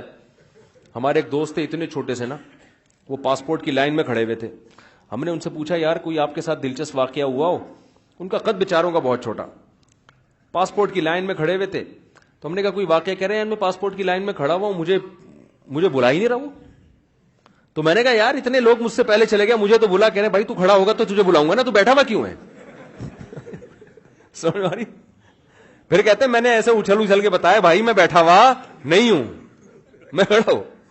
تو عجیب عجیب واقعات ہوتے ہیں پاکستان میں. تو جیسے ہوتا ہے نا یار, اب دنیا میں تو یہ غلط سمجھا جاتا ہے, لیکن اللہ تو اللہ ہے, اللہ اس تعلقات کا فائدہ پہنچائے گا. شہید سفارش کرے گا, علماء شفاعت کریں گے, آپ کی اولاد میں کوئی حافظ ہے وہ شفاعت کرے گا, تو اللہ ان کی شفاعت کی برکت سے اور بہت سارے مسلمانوں کو جہنم سے نکالیں گے. سمجھتے ہو گے نہیں سمجھتے؟ پھر اللہ تعالیٰ فرشتوں سے پوچھے گا اب بتاؤ کتنے لوگ ہیں؟ فرشتے کہیں گے اللہ ابھی بھی بہت سارے لوگ ہیں. اللہ فرشتوں سے کہے گا اب کوئی کسی کی سفارش کرنے والا ہے؟ فرشتے کہیں گے اللہ اب کوئی سفارش کرنے والا نہیں ہے. سب کے جتنے ریلیٹو تھے سب نے نکال لی. اب یہ وہ لوگ پڑے ہوئے جن کا کوئی ریلیٹو بھی انسان کا بچہ, اپنے الفاظ میں کہہ رہا ہوں میں, کوئی حافظ عالم کوئی بزرگ کوئی ہے ہی نہیں, سارے وہی جو برے ماحول میں سب دائیں بائیں برے لوگ ہی تھے. تو اللہ جواب میں کیا کہیں گے؟ هل يبقى الا الرحمن, کہ رحمان تو باقی ہے نا. جب پیغمبر کو اپنی امت پہ ترس آ سکتا ہے, دوستوں کو دوستوں پہ ترس آ سکتا ہے, اولاد کو ماں باپ پہ, ماں باپ کو اولاد پہ, شوہر کو بیوی پہ, بیوی کو شوہر پہ ترس آ سکتا ہے, اور مجھ سے سفارش کر کے نکلوا رہے ہیں, تو میرا بھی تو اپنی بندوں سے خالق اور مخلوق کا تعلق ہے, تو میں بھی تو نکالوں گا نا. تو اب کوئی سفارش کرنے والا نہیں ہے. تو من کان فی قلبہ مثقال حبۃ من خردل من ایمان, جس کے دل میں رائی کے دانے کے برابر بھی ایمان ہے, اللہ فرشتوں سے کہیں گے اس کو بھی نکال کے لے آؤ, اس کو بھی نکال کے. ایمان کا مطلب پہلے سمجھ گئے؟ جو گناہ کرتا ہے اور فخر کرتا ہے وہ ایمان والا نہیں ہے, وہ ایمان والا نہیں ہے اللہ کی نظر میں, وہ تو کافر ہے. تو حدیث میں آتا ہے, بہت اہم حدیث ہے, خوب غور سے سنیں. اللہ ایک ایک وہ جو ہے نا فرشتہ پھر نکالنا شروع کرے گا, یہاں تک کہ جو سب سے آخر میں جہنم سے نکلے گا وہ سب سے بدبخت ترین انسان ہوگا کہ نہیں ہوگا؟ سب سے زیادہ اس کے اعمال کالے تھے, صرف ایک ایمان کی دولت لے کر گیا وہ. تو نبی صلی اللہ علیہ وسلم نے فرمایا کہ جب اللہ تعالیٰ اس کو نکالیں گے, اس حدیث کے راوی ہے عبداللہ ابن مسعود رضی اللہ تعالیٰ عنہ. حضرت عبداللہ بن مسعود کا حلقہ کوفہ میں لگا ہوا ہے, شاگرد بیٹھے ہوئے ہیں, حضرت عبداللہ بن مسعود ان کو یہ حدیث سنا رہے ہیں کہ اللہ تعالیٰ جب اس کو آخری فرد کو نکالیں گے نا, سب سے لاسٹ میں نکلے گا وہ, پتہ نہیں کیا ہوگا وہ, آپ خود سوچ لو, سب سے آخر میں نکلے گا وہ, تو وہ کہے گا کہ میرا رخ اس جہنم سے پھیر دیا جائے. اس سے نفرت ہوگی آگ سے, اللہ اس کا رخ پھیریں گے. پھر اللہ اس سے کہیں گے بتا تو کیا چاہتا ہے, بتا تو کیا چاہتا ہے. حدیث میں آتا ہے کہ جس طرف رخ کرے گا نا اس طرف جنت ہوگی. تو وہ اللہ سے کہے گا کہ اے اللہ, یہ جو اتنی خوشنما جنت جس کے بارے میں قرآن کہتا ہے ما لا عین رأت ولا اذن سمعت ولا خطر علی قلب بشر, ایسی نعمتیں میں نے اپنے بندوں کے لیے تیار کر کے رکھی ہیں جو نہ کسی آنکھ نے دیکھی, نہ ان کی حقیقت کسی کان نے سنی, نہ ان کا تصور کبھی کسی دل میں گزرا ہے. آپ عیاشی کا تصور کرو نا, آپ کا تصور جہاں جا کے ختم ہوگا نا, جنت اس سے بھی اوپر کی چیز ہے. یہ اتنی حسین جنت ہے کیوں؟ میں اس کی ایک مثال دیتا ہوں. کراچی میں سیٹھ عابد ہوا کرتے تھے نا کسی زمانے میں, یاد ہے؟ کیونکہ میں یہ مثال 10-15 سال سے دے رہا ہوں, اس وقت سیٹھ عابد بہت بڑا سیٹھ تھا وہ. فرض کر لو ملک ریاض نے آپ کی دعوت کی, ملک ریاض نے آپ کی دعوت کی, رکشے والے کی دعوت کی, فرض کر لو, آپ کی نہیں, آپ تو پیسے والے لوگ ہو, رکشے والے کی دعوت. جتنے بھی گلستان جوہر کے رکشے والے تھے, ملک ریاض نے بولا آ جاؤ یار میرا بیٹے کا ولیمہ, تم بھی آ جاؤ. چلے گا بھائی, آپ گئے یار, ملک ریاض کی دعوت ہے یار, ولیمے کی ہے, بڑا VIP حساب کتاب ہوگا, پہلے سوپ پیش کیا جائے گا, اس کے بعد پھر جناب بکرے کی چانپیں آئیں گی, پھر چکن آئے گا, پھر جناب بریانی آئے گی, پھر یہ ہوگا، پھر یہ ہوگا، پھر رقص و سرور کی محفل ہوگی، اور یہ جناب کیونکہ اسلامی کنٹری ہے ورنہ ہم کہتے پینا پلانا بھی ہوگا، خیر تو وہ تو نہیں ہوگا انشاءاللہ. لیکن ایک بات ہے، بڑا ایک تصور ہوگا نا آپ کے دماغ میں. آپ گئے، دیکھا دال چاول رکھے ہوئے وہاں پہ. کیا رکھا ہوا ہے؟ ملک ریاض کی ولیمے میں گئے. اس کے بیٹے کا ولیمہ تھا. اس کا ولیمہ تو اب نہیں کہہ سکتا، ان کی بیگم ایسا نہ ہو پکڑ کے مجھے کٹائی لگا دیں کہ تو میرے میاں کی دوبارہ شادی کرا رہا ہے. بیٹے کا ولیمہ. تو آپ گئے، دال چاول رکھے ہوئے. آپ نے کہا یار یہ کیا ہے یار، ہم ملک ریاض کا کے بیٹے کا ولیمہ ہے سر، یہ آپ نے کیا انتظام کیا ہے؟ وہ کہے یار تمہیں تو گھر میں یہ بھی نہیں ملتا تھا، کھچڑی کھاتے تھے ہیں بھائی، اور اگر کبھی دال چاول ملے تو خالی میں نے تو رائتے کا اور اچار کا انتظام بھی کیا ہوا ہے، پیو کھاؤ اور پتلی گلی سے نکلو. اس کے بعد کبھی ملک ریاض کا تبصرہ آپ کے سامنے آئے، بڑا سیٹ ہے، آپ بولے لعنت بھیجو یار. آپ بولو گے کہ نہیں؟ ابے بڑا کہاں سے آ گیا، 2 ٹکے کا آدمی نہیں ہے، یہی بولو گے نا؟ کیا خیال ہے؟ لیکن ملک ریاض میں اگر غیرت ہوگی تو یہ تانا سننا پسند کرے گا.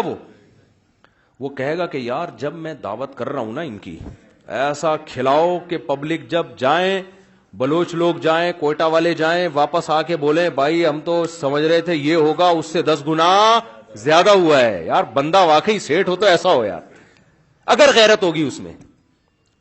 کوئی بھی مالدار آدمی کنجوسی کا تانا برداشت نہیں کرتا. جو بغیرت ہوتا ہے نا اس کو کنجوسی کے لفظ بڑا اچھا لگتا ہے. جب لوگ کہتے ہیں نا کم وقت 1 روپیہ جیب سے نہیں نکلتا، وہ کہتے ہیں شکریہ آپ کا، بہت بہت نوازش ہے آپ، اپنا خیال رکھیے گا.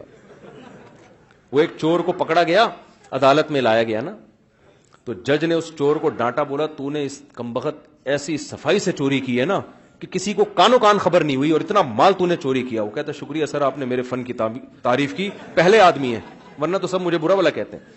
وہ سمجھ رہا ہے کم وقت کہ اس کی تعریف ہو رہی ہے. تو کنجوس سیٹ کی جب آپ تعریف کریں گے نا تو وہ تو خوش ہوتا ہے. غیرت والا آدمی کنجوسی کے تانے پہ خوش نہیں ہوتا. میں کبھی دعوت میں چلے جاؤں، ہمارے کوئٹہ کے پٹھان بھائیوں یا پشاور، جان چھڑانا مشکل ہو جاتا ہے. وہ کہتے ہیں کھاؤ مفتی صاحب، یہ کھائے گا تمہارا باپ بھی کھائے گا یہ. میں کہتا ہوں بھائی میں نہیں کھا سکتا. بولیں گے لوگ کیا بولے گا یار، مفتی صاحب آیا اس کو تم نے کھلائے بغیر بھیج دیا. مجھے یاد ہے ایک گاؤں میں میرا جانا ہوا، کے پی کے میں ایک گاؤں میں نا، تو ہماری وہاں یوں سمجھ لیں کہ تبلیغ میں گویا تشکیل تھی ہماری، تو ہمیں دہی کی ضرورت تھی. میں گیا کہیں دہی لینے کے لیے، تو ہمارے سر پہ ٹوپیاں اور ایسے شلوار قمیض، تو گاؤں کا بچہ پورا دہی کا نا ایک جگ لے کے آ گیا. میں نے کہا یار یہ پیسے لو اس کے. کہہ رہا نہیں پیسے نہیں، اکرام ہے، تبلیغ والے اکرام ہے. میں نے کہا بھائی تم پیسے لو، فری میں نہیں. کہہ رہا نہیں، بہت زور لگایا، کہہ رہا نہیں. پھر مجھے کہتا اگر میں نے اس کے پیسے لے لیے، یہ جو دوسرا بچہ ہے نا، جب ہم بڑے ہو جائیں گے نا یہ تانا دے گا، ہمارے اس کے بچے ہمارے بچوں کو تانا دے گا ان کا باپ دہی بیچتا تھا تبلیغ والوں کو. اڑے میں نے کہا اتنی دور کی سوچ رہا ہے بھائی تو. کیا کہہ رہا ہے وہ بچہ؟ 12-15 سال کا بچہ ہوگا. کہہ رہا ہے جب ہم بڑے ہو جائیں گے تو یہ جو بچہ یہ منظر دیکھ رہا ہے نا، جب ہمارے بچے ہوں گے تو اس کے بچے میرے بچوں سے کہیں گے کہ ان کا باپ تبلیغ والوں کو دہی بیچتا تھا. اب تبلیغ والوں کو تو فری میں دینا چاہیے نا، اس کا سوچ یہ تھی. میرے مطلب یہ نہیں کہ دہی بیچتے ہیں وہ کوئی غلط کرتے ہیں، مطلب یہ تھا کہ تبلیغ لوگ آئے، اللہ کی خاطر آئے، اللہ کے نام، ان کو بھی دہی بیچ کے پیسے لے رہا ہے. میں نے کہا غیرت اس کو بولتے ہیں یار، دیکھو کتنی بات کی سوچ رہا ہے یہ بھائی، کتنے بات کی سوچ رہے. تو اب آپ مجھے بتاؤ کہ ملک ریاض تو دال چاول نہیں کھلائے گا، وہ غیرت کا تانا برداشت نہیں. کوئٹہ والا بکرے سے کم پہ راضی. کیا خیال ہے بھائی؟ وہ کہے گا بھائی مفتی صاحب ہے، پھر کراچی میں جا کے بولے گا، حالانکہ میں تو مر کے آ رہا ہوتا ہوں کہ بھائی میرا تو پیٹ پھٹ رہا ہے خدا کے لیے واسطے. تو آپ بتاؤ کیا اللہ اپنے نیک بندوں کو، جنہوں نے اللہ کے لیے قربانیاں دیں، جنہوں نے نظر جھکائی کس کے لیے؟ اللہ. ساری دنیا عورت گزرنے پر اس کو تاڑ تاڑ کے دیکھتے ہیں، زنا کرتے ہیں، لڑکیوں سے دوستیاں لگاتے ہیں. اس نے کہا نا نا نا، میرا رب اس عمل پہ راضی نہیں ہوتا، میں عورت کی طرف نگاہ اٹھا کے نہیں دیکھوں گا. ساری دنیا نشے میں، شراب میں، کوئی آئس لے رہا ہے، کوئی کیا کر رہا ہے، کہتا ہے نا نا نا نا، میں سکون کے لیے وہ طریقہ اختیار نہیں کروں گا جو میرے رب نے مجھ پہ حرام کر دیا. تو آپ مجھے بتاؤ، ساری دنیا فجر کے وقت پڑی ہوئی خراٹے لے کے سو رہی ہوتی ہے، اور یہ اپنی نیند کو قربان کرے گا اور اللہ کے سامنے آ کے کھڑا ہوگا. اور قرآن کہتا ہے تتجافا جنوبہم عن المضاجع، ہمارے نیک بندوں کے پہلو شدید نیند کی حالت میں بھی اپنے بستروں سے الگ ہو جاتے ہیں، پھر وہ ہمارے سامنے آ کے کھڑے ہوتے ہیں. تو یہ لوگ جو اتنی قربانیاں دے رہے ہیں، کتنے لوگ ہیں باپ کو گھر سے نکال دیا، ماں سے بدتمیزی سے بات کر رہے ہیں، لیکن کچھ اللہ کے نیک بندے ایسے ہیں کہتے ہیں بھائی اللہ نے اس کا حق مجھ پر رکھا ہے، میں اس کے سامنے اف نہیں کروں گا، اس کا حق ادا کروں گا. ایسے ایسے لوگ بھی ہیں، باپ 10 سال سے کوما میں ہے اور 10 سال سے باپ کی خدمت کر رہے ہیں، وہ پیشانی پہ کبھی لکیر نہیں آتی. اور ایک وہ ہے جو اپنے باپ کو اٹھا کے عیدی سینٹر میں جمع کرا دیتا ہے. تو کیا دونوں کا انجام ایک جیسا ہو جائے گا؟ اللہ دونوں کو دال چاول کھلائے گا وہاں پہ؟ کیا بولو نا. تو اللہ کہتا ہے کہ تتجافا جنوبہم عن المضاجع، جن کے پہلو رات کو بستروں سے جدا ہوتے ہیں، شدید نیند قربان کرتے ہیں میرے سامنے کھڑے ہونے کے لیے. فلا تعلم نفس ما اخفی لهم من قرۃ اعین، کسی کو پتا نہیں ہے ہم نے ان کی آنکھوں کی ٹھنڈک کا کیسا سامان چھپا کے رکھ دیا ہے. کسی کو خبر نہیں ہے، بہت کچھ چھپایا ہے. چھپایا اس لیے کہ اگر دکھا دیا جائے نا تو ہمیں ان بیانات کی ضرورت نہیں پڑے. پھر تو سارے دنیا دکھا دی ہے، بہت تھوڑی ہے لیکن جتنی ہے دکھا دی ہے، اس کے پیچھے بھاگ رہے ہیں. تو اگر آخرت اللہ دکھا دیتا تو پھر تو بھائی اس مسجد میں فجر میں پاؤں رکھنے کی جگہ نہیں ہوتی. حدیث میں آتا ہے لوگوں کو اگر پتا چل جائے صف اول میں نماز پڑھنے میں کتنا ثواب ہے، قرآن اندازی ہوگی صف اول پہ، ایسی لڑائیاں ہوں گی. ابھی تو سب اللہ نے کیا کر دیا ہے؟ چھپا دیا ہے، پردے ڈال دیے ہیں. حدیث میں آتا ہے حفت الجنت بالمکارہ وحفت النار بالشہوات. جنت کو نا اللہ نے دکھایا فرشتوں کو کہ جاؤ جنت دیکھو. فرشتے نے جنت دیکھی، اتنی حسین جنت. تو فرشتے نے کہا کہ اے اللہ جب لوگ اس جنت کا تذکرہ پیغمبروں کی زبان سے سنیں گے پھر تو سارے اس جنت میں جانے کی کوشش کریں گے. پھر اللہ نے فرشتے کو جہنم دکھائی، غالباً جبریل علیہ السلام کو. انہوں نے جب جہنم کی ہولناکیاں دیکھی انہوں نے کہا اے اللہ اس جہنم سے تو ہر آدمی جب اس جہنم کا سنیں گے پیغمبروں کی زبان سے کہ اتنی خطرناک جہنم میں تو کوئی بھی نہیں جائے گا. پھر اللہ نے کیا کیا کہ جنت پہ ناپسندیدہ چیزوں کا پردہ ڈال دیا اللہ نے. نماز پڑھنی پڑے گی، سردی میں وضو کرنا پڑے گا، ماں باپ کی اطاعت، زنا سے بچنا. یہ ساری چیزیں انسان کو اچھی لگتی ہیں یا مشکل ہوتی ہے؟ اس میں نشہ نہیں کرنا، شراب نہیں پینا، قتل نہیں ہے، حرام نہیں کمانا، جھوٹ نہیں بولنا، اتنی ساری چیزوں کا پردہ ڈال دیا. اور جہنم میں کیا کیا؟ خواہشات کا پردہ ڈال دیا. جہنم جانے کے لیے زنا کرو، شراب پیو، نمازیں ضائع کرو، ماں باپ کا دل دکھاؤ، رشتہ داری جوڑنے کے بجائے توڑو. کوئی تمیز سے بات نہیں کرتا، اینٹ کا جواب پتھر سے. وہ ایک گالی دے آپ جواب میں 10 گالیاں. چٹکلے آتے رہتے ہیں، کیا کروں میں. ملا نصیر الدین جو تھے نا ان کا گالیوں میں مقابلہ ہوا کسی سے. ایک بوڑھی عورت نے ملا نصیر الدین کو گالی دی، انہوں نے بھی جواب میں گالی دے دی. پھر اس نے پھر گالی دی، انہوں نے اور گالی دی. اس کو اور غصہ آیا، اس نے اور گالی دی، انہوں نے جواب میں گالی. اب گالیوں کا مقابلہ شروع. تو انہوں نے اس عورت سے کہا، اس عورت نے کہا اچھا تو ملا ہو کے مجھ سے گالیوں میں مقابلہ. بوڑھی عورت کو گالی دینا حرام ہے، کہیں ایسا نہ ہو کوئی، یہ تو واقعہ ہے نا، چٹکلا ہے. یہ میں تھوڑا فریش کرنے کے لیے آپ لوگ کو نا. تو وہ انہوں نے کہا چل مقابلہ کر. تو وہ بوڑھی عورت نے کہا چل پھر میں پہلے گالیاں دیتی ہوں. انہوں نے کہا دے.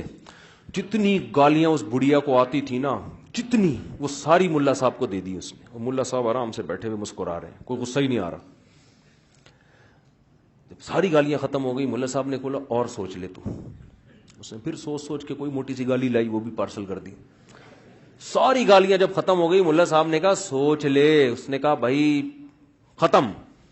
ملا صاحب نے کہا جتنی گالیاں تو نے مجھے دی ہیں وہ ساری ایک پوٹلے میں، اور جتنی گالیاں اس کائنات میں موجود ہیں وہ بھی اس پوٹلے میں، جتنی ماضی میں کسی نے کسی کو دی وہ بھی اس پوٹلے میں، جتنی قیامت تک کوئی کسی کو دے گا وہ بھی اس پوٹلے میں، وہ ساری تجھے. اب بڑھیا کو غصہ آیا، اس نے بولا الو کے پٹھے. انہوں نے کہا پوٹلے میں، یہ پہلے سے آلریڈی اس پوتلے میں. اس نے کہا بغیرت. انہوں نے کہا پوٹلے میں. یعنی گھوم کے کہاں جا رہی ہے؟ واپس. یہ میں اس لیے بتا رہا ہوں کہ جو غصہ کر لیتا ہے نا وہ پھر وہ مقابلہ نہیں جیت سکتا. مقابلہ ہمیشہ وہ جیتتا ہے جو غصہ نہ آنے دے. کیا خیال ہے؟ غصہ نہ آنے دے. ملا صاحب مقابلہ جیت گئے نا، غصہ نہیں آیا ان کو. تو اللہ تعالیٰ نے, میں کیا بات کر رہا تھا, اتنی اہم بات چل رہی تھی, یہ پتہ نہیں بیچ میں گالیوں کا تبادلہ کہاں سے آ گیا. ہاں, حفت النار بالمکارہ, جہنم کو اللہ نے ناپسندیدہ بالشہوات, خوشنما چیزوں سے ڈھانپ دی ہے. زنا کرو گے جہنم میں جاؤ گے. اب زنا کرنے میں مزہ آتا ہے, شادی کرنے میں بیوی کی ٹینشن ساری زندگی, اس کے خرچے اٹھاؤ, پھر اولاد ہے. نکاح کرنا پیغمبروں کی سنت, شادی کے لیے ٹینشنیں پیغمبر اٹھاتے ہیں. موسیٰ علیہ السلام جب مدین گئے ہیں, ان کے لڑکی کے والد نے اپنی بیٹی کا رشتہ پیش کیا کہ میں اس شرط پہ اپنی بیٹی آپ کو دوں گا, آپ نے 10 سال بکریاں چرانی ہیں. موسیٰ علیہ السلام نے کہا مجھے یہ پیشکش قبول ہے. انہوں نے یہ نہیں کہا کہ یہ شادی وادی نہیں, اتنے سال بکریاں کون چرائے گا, چھوڑو, ایسا نہیں ہے. نکاح اتنی بڑی فضیلت والی چیز ہے, کلیم اللہ, اللہ کا کلیم, اس کے لیے 10 سال بکریاں چرانے پہ راضی ہو گئے کہ کوئی بات نہیں, شادی تو ہو جائے گی نا. آج نوجوان سے بات کرو, نکاح کرو یار, پہلے ایکچولی پڑھنا ہے, میں نے پہلے, یہی ہوتا ہے نا, ایکچولی پہلے میں بزنس, پہلے میں اپنے پاؤں پہ کھڑے ہو جاؤں گا, پہلے میں یہ کروں گا, پھر ابے تو جب بھوک لگ رہی ہے اس وقت اگر تو نے کھانا نہیں کھایا تو پھر کیا فائدہ جب تو 30 سال 35 سال کا ہو جائے گا, ہے بھائی, کیا فائدہ یار. ابھی میں کیا اس میں ڈیٹیل میں جاؤں, اب واقعہ سناؤں آپ لوگوں کو, مسجد ہے, مناسب نہیں ہے, تو خالی جذبات رہ جائیں گے. اور کیا ہے, جو ٹائم ایک چیز کا رکھا ہے اللہ نے وہی ٹائم ہے. بالغ ہو گئے تو نکاح کرنا ہے اور اللہ پہ اعتماد اور توکل کرنا ہے. حدیث میں قرآن کہتا ہے ان یکونوا فقراء یغنیہم اللہ من فضلہ, نکاح کرو, فقیر ہو گئے اللہ اپنے فضل سے غنی کر دے گا. نکاح پیغمبروں کی سنت ہے, اور زنا کرنا, لڑکیوں سے دوستیاں کرنا, یہ کافروں کی سنت ہے جو پیغمبروں کا انکار کرتے ہیں. تو جہنم کو اللہ نے وہ مجھے واقعہ مکمل کرنا ہے, وہ عبداللہ بن مسعود والی جو حدیث سنا رہا تھا وہ رہ نہ جائے کہیں. تو جہنم کو اللہ نے کس چیز سے چھپایا, گٹکے, آئی بات سمجھ, ہیروئن, چرس اور شراب, غصہ جاری کرنا, ان سب چیزوں پہ. تو جب جبریل نے دوبارہ دیکھا نا تو جبریل نے کہا اب تو شاید ہی کوئی جہنم سے بچے اور شاید ہی کوئی ایسا ہو جو جنت میں جائے. کچھ نیک لوگ ہیں تو وہ اللہ ان کو برائیوں سے بچنے کی توفیق, اور مشکل کام نہیں ہے بھائی, توبہ کرو یار. اللہ نے اتنا بڑا آپشن رکھا کہ اگر برائی ہو جائے نا تو مایوس نہ ہو, توبہ کرو, اے اللہ تجھ سے وعدہ کرتا ہوں آئندہ یہ برائی نہیں کروں گا. پھر ہو جائے دوبارہ توبہ کرو, اے اللہ معاف کر دے, آئندہ یہ برائی نہیں کروں گا. پھر ہو گیا, شیطان نے گناہ کروا دیا, پھر توبہ کرو, اے اللہ غلطی ہو گئی, معاف کر دے, آئندہ یہ جرم میں نہیں کروں گا.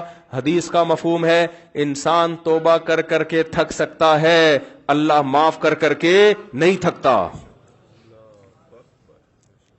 کوشش تو کرے بھائی برائی چھوڑنے کی, گناہ چھوڑنے کی. تو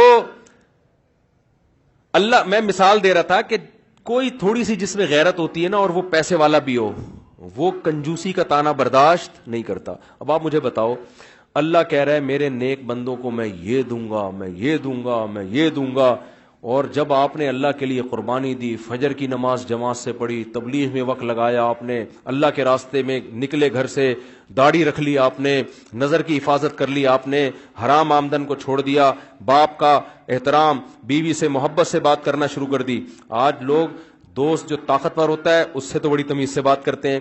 جب بیوی نے تھوڑا سا الٹی سیدھی بات کی, رکھ کے چماٹ مارا, اور دوستوں کو آ کے بتا رہا ہوتا ہے ابے تیری بھابی میرے سے الٹے طریقے سے بات کرے, میں رکھ کے کیا لگاتا ہوں. بھائی تو اپنے باس سے بھی اس طرح کر کے دیکھ لینا, جو تیرا باس ہے الٹی بات کرے تو رکھ کے لگانا چماٹ. تو 1 لگائے گا وہ 6 لگائے گا, وہ بھینس والا واقعہ ہو جائے گا, وہ پہلے پھونک مارے گا تجھے. وہ ایک آدمی کو حکیم نے کہا کہ بھینس کو جمال گوٹا کھلاؤ تو اس کو جلاب آئیں گے تو پیٹ صحیح ہو جائے گا. تو اس نے کیا کیا, حکیم نے بتا دیا کہ پائپ میں جمال گوٹا رکھ کے نا, بھینس کے منہ میں پائپ رکھ کے یہاں سے پھونک مارنا, زور سے پھونک مارے گا تو وہ جمال گوٹا اس کے پیٹ میں جائے گا, اس کو جلاب ہو جائیں گے. اب اتنی زیادہ بھینس کی تو مقدار بھی بہت زیادہ ہے نا, 8-10 گولیاں اسے رکھ دی. حکیم صاحب مطمئن کہ بھینس کا پیٹ صاف ہو گیا ہوگا, لیکن کئی دن ہو گئے بندہ ہی نہیں آ رہا. تو حکیم صاحب اس کے پاس گئے, دیکھا وہ چارپائی پہ لیٹا ہوا, ہڈیوں کا ڈھانچہ بنا ہوا ہے, جلاب لگے ہوئے ٹائٹ. حکیم صاحب نے بولا تو مجھے یہ بتا تو نے بھینس کے منہ میں پائپ رکھا تھا؟ اس نے کہا رکھا تھا. اس میں جمال گوٹا ڈالا تھا؟ اس نے کہا ڈالا تھا. پھونک ماری تھی؟ اس نے کہا ماری تھی. کہہ رہا پھر ہوا کیا؟ کہہ رہا اس نے پہلے مار دی تھی پھونک.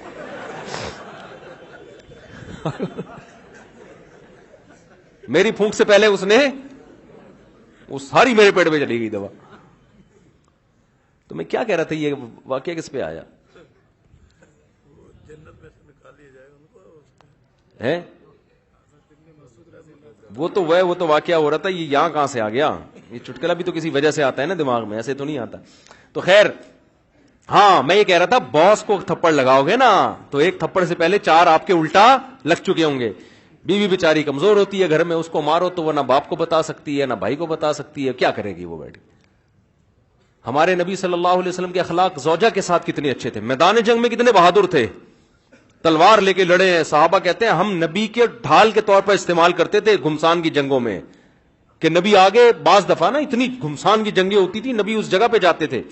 گھر میں زوجہ سے کیسی محبت کہ امی عائشہ کہتی ہیں جہاں سے میں منہ لگا کے پانی پیتی ہمارے نبی برتن کا رخ وہاں سے موڑتے اور وہیں سے منہ لگا کے پانی پیتے تھے.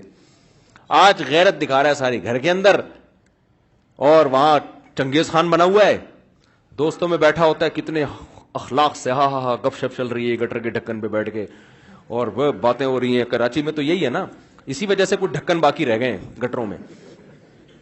تو اور جب گھر میں آئے گا تو جیسے ہلاکو خان نے بغداد پہ حملہ کر دیا ہے.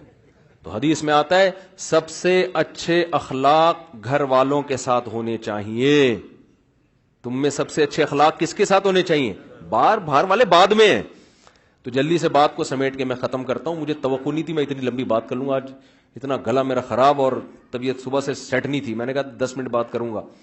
تو یہ آپ کے شوق میں اللہ نے اتنا بلوا دیا مجھے آج.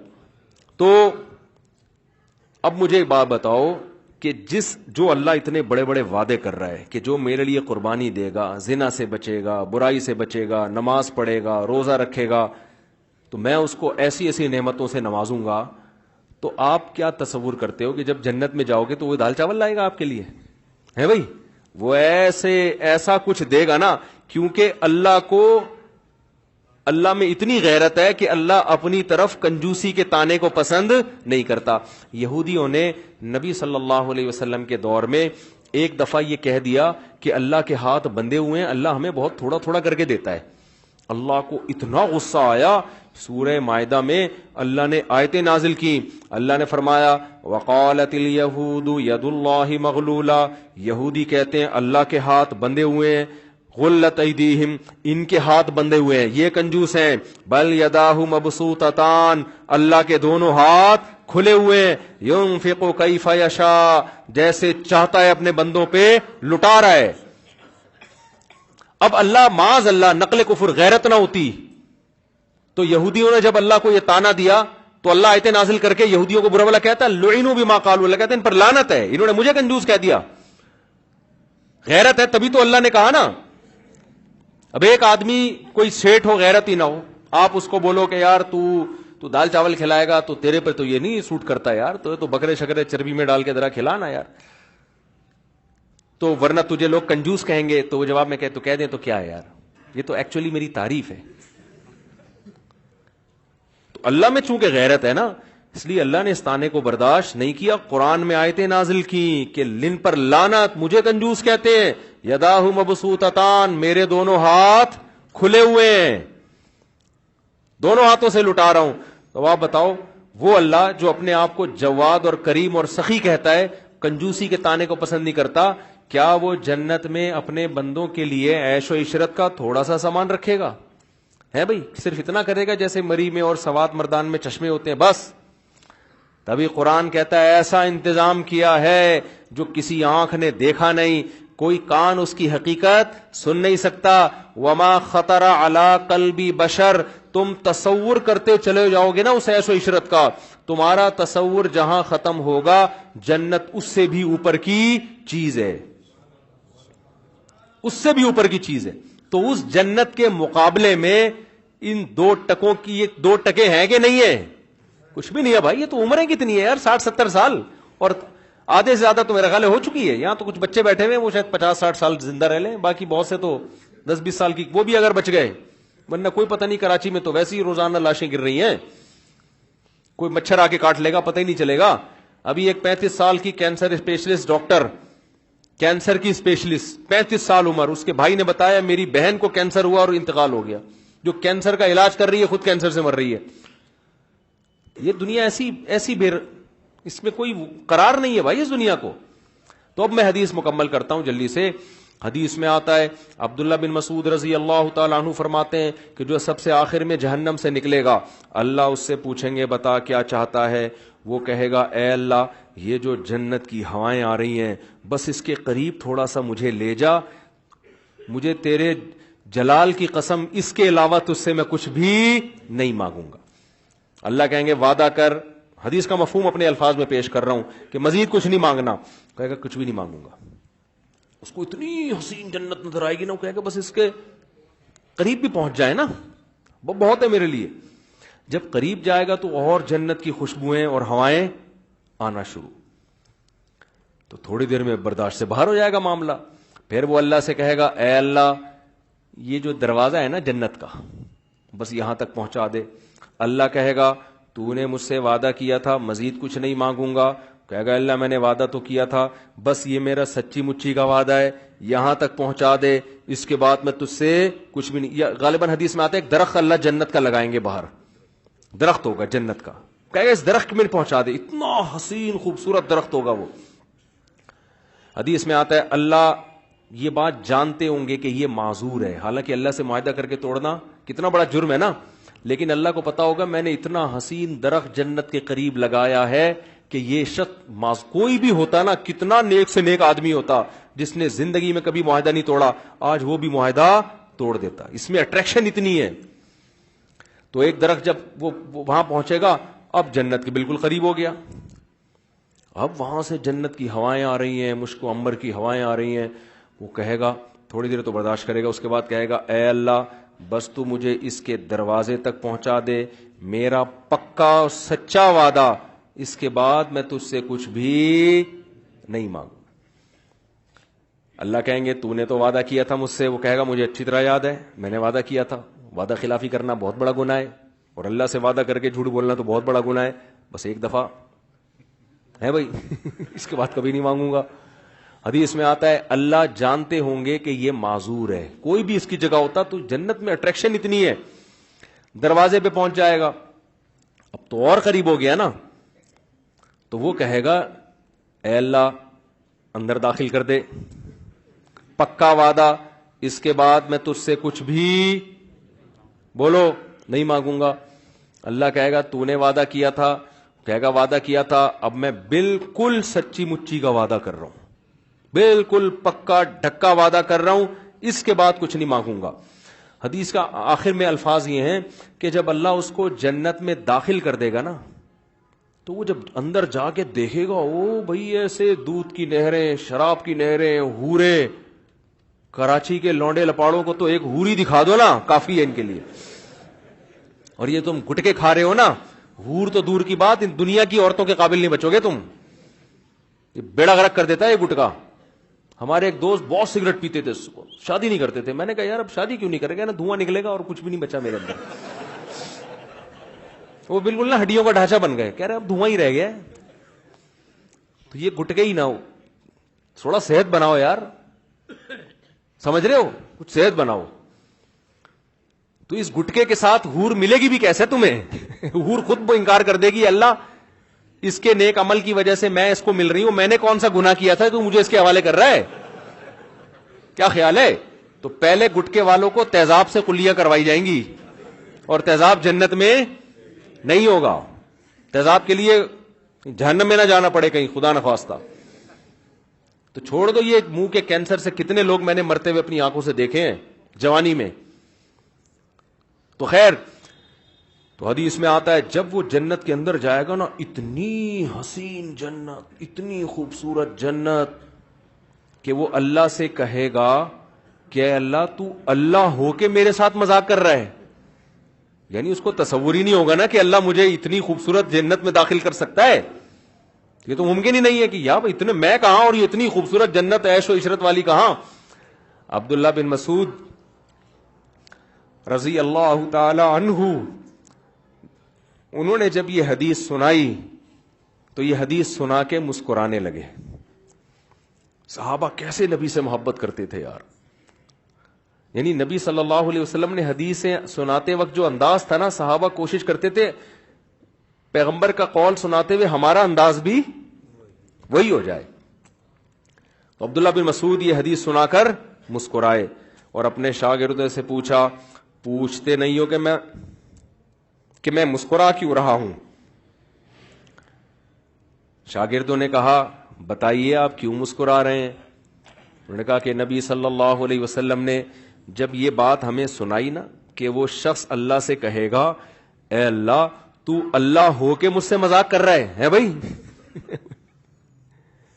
تو جب یہ بات نبی نے سنائی تھی تو نبی بھی مسکرائے تھے، اور مسکرانے کے بعد نبی نے ہم سے پوچھا تھا کہ پوچھتے نہیں ہو میں مسکراتا کیوں؟ ہم نے پوچھا تھا کہ یا رسول اللہ آپ بتائیے کہ آپ کیوں مسکرا رہے ہیں؟ تو نبی صلی اللہ علیہ وسلم نے فرمایا کہ جب بندہ اللہ سے یہ کہے گا نا اللہ تو اللہ ہو کے میرے سے مذاق کر رہا ہے، تو اللہ بھی بندے کی یہ بات سن کے مسکرائے گا. سمجھ رہے ہو؟ اللہ اس پہ گستاخی کا فتویٰ نہیں لگائے گا. گستاخ اللہ کو پتا ہے اس کی اندر کی حالت کیا ہے، اندر کی حالت کیا ہے. پھر اللہ اس سے کہیں گے یہ ایک ہے، اس جیسی 10 گنا بڑی جنت میں نے تجھے دی ہے. تو بھائی وہ اللہ ہے، وہ انسان نہیں ہے. اس کے خزانے بھی بہت اور اس کے دونوں ہاتھ بھی کھلے ہوئے ہیں. تو اللہ کہتا ہے قل اُنَبِّئُكُم بِخَيْرٍ مِّن ذَلِكُم، جن دنیا کی نعمتوں کے پیچھے تم بھاگ رہے ہو نا، اس سے بڑی نعمتیں ہم تمہیں بتاتے ہیں. وہ کیا ہے؟ وہ جنت میں ہے. اب آخری بات کر کے بس میں بیان ختم کرتا ہوں کہ کیا ٹھیک ہے اس جنت کے مقابلے میں تو اس دنیا کی 2 ٹکے کی ویلیو نہیں ہے، تو کیا کریں؟ چھوڑ دیں؟ ہے بھائی آخری سوال یہاں آتا ہے نا. کیا کریں بھائی؟ رکشے کو بھی جلا دیں، دال چاول کھائیں، بریانیاں چھوڑ دیں، نہاری میں نیمبو نچوڑنا چھوڑ دیں؟ کیا کریں بھائی؟ پھر سوال پیدا ہوتا ہے نا.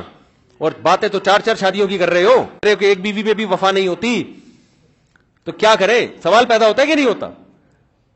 تو بھائی دنیا رکھنے سے اللہ نے منع نہیں کیا. 2 کام کرو، ایک حرام کی طرف مت جاؤ. سمجھ میں آ رہی ہے بات؟ کس کی طرف مت جاؤ؟ کیونکہ اللہ کیا کہتے ہیں کہ جو جب دنیا اور آخرت کا مقابلہ ہوگا نا تو اس میں جس نے دنیا کو ترجیح دے دی وہ تباہ و برباد ہو گیا. مقابلہ کیسے ہوتا ہے؟ مثال سے بات سمجھاتا ہوں. فرض کرو آپ کی 2 بیویاں ہیں، آپ دونوں سے وعدہ کرتے ہو مجھے تم سے، یہی کہنا پڑتا ہے انسان کو، مجھے تم سے بہت زیادہ محبت. ادھر جاتے ہو اس کے گھر میں، مجھے تم سے بہت زیادہ محبت.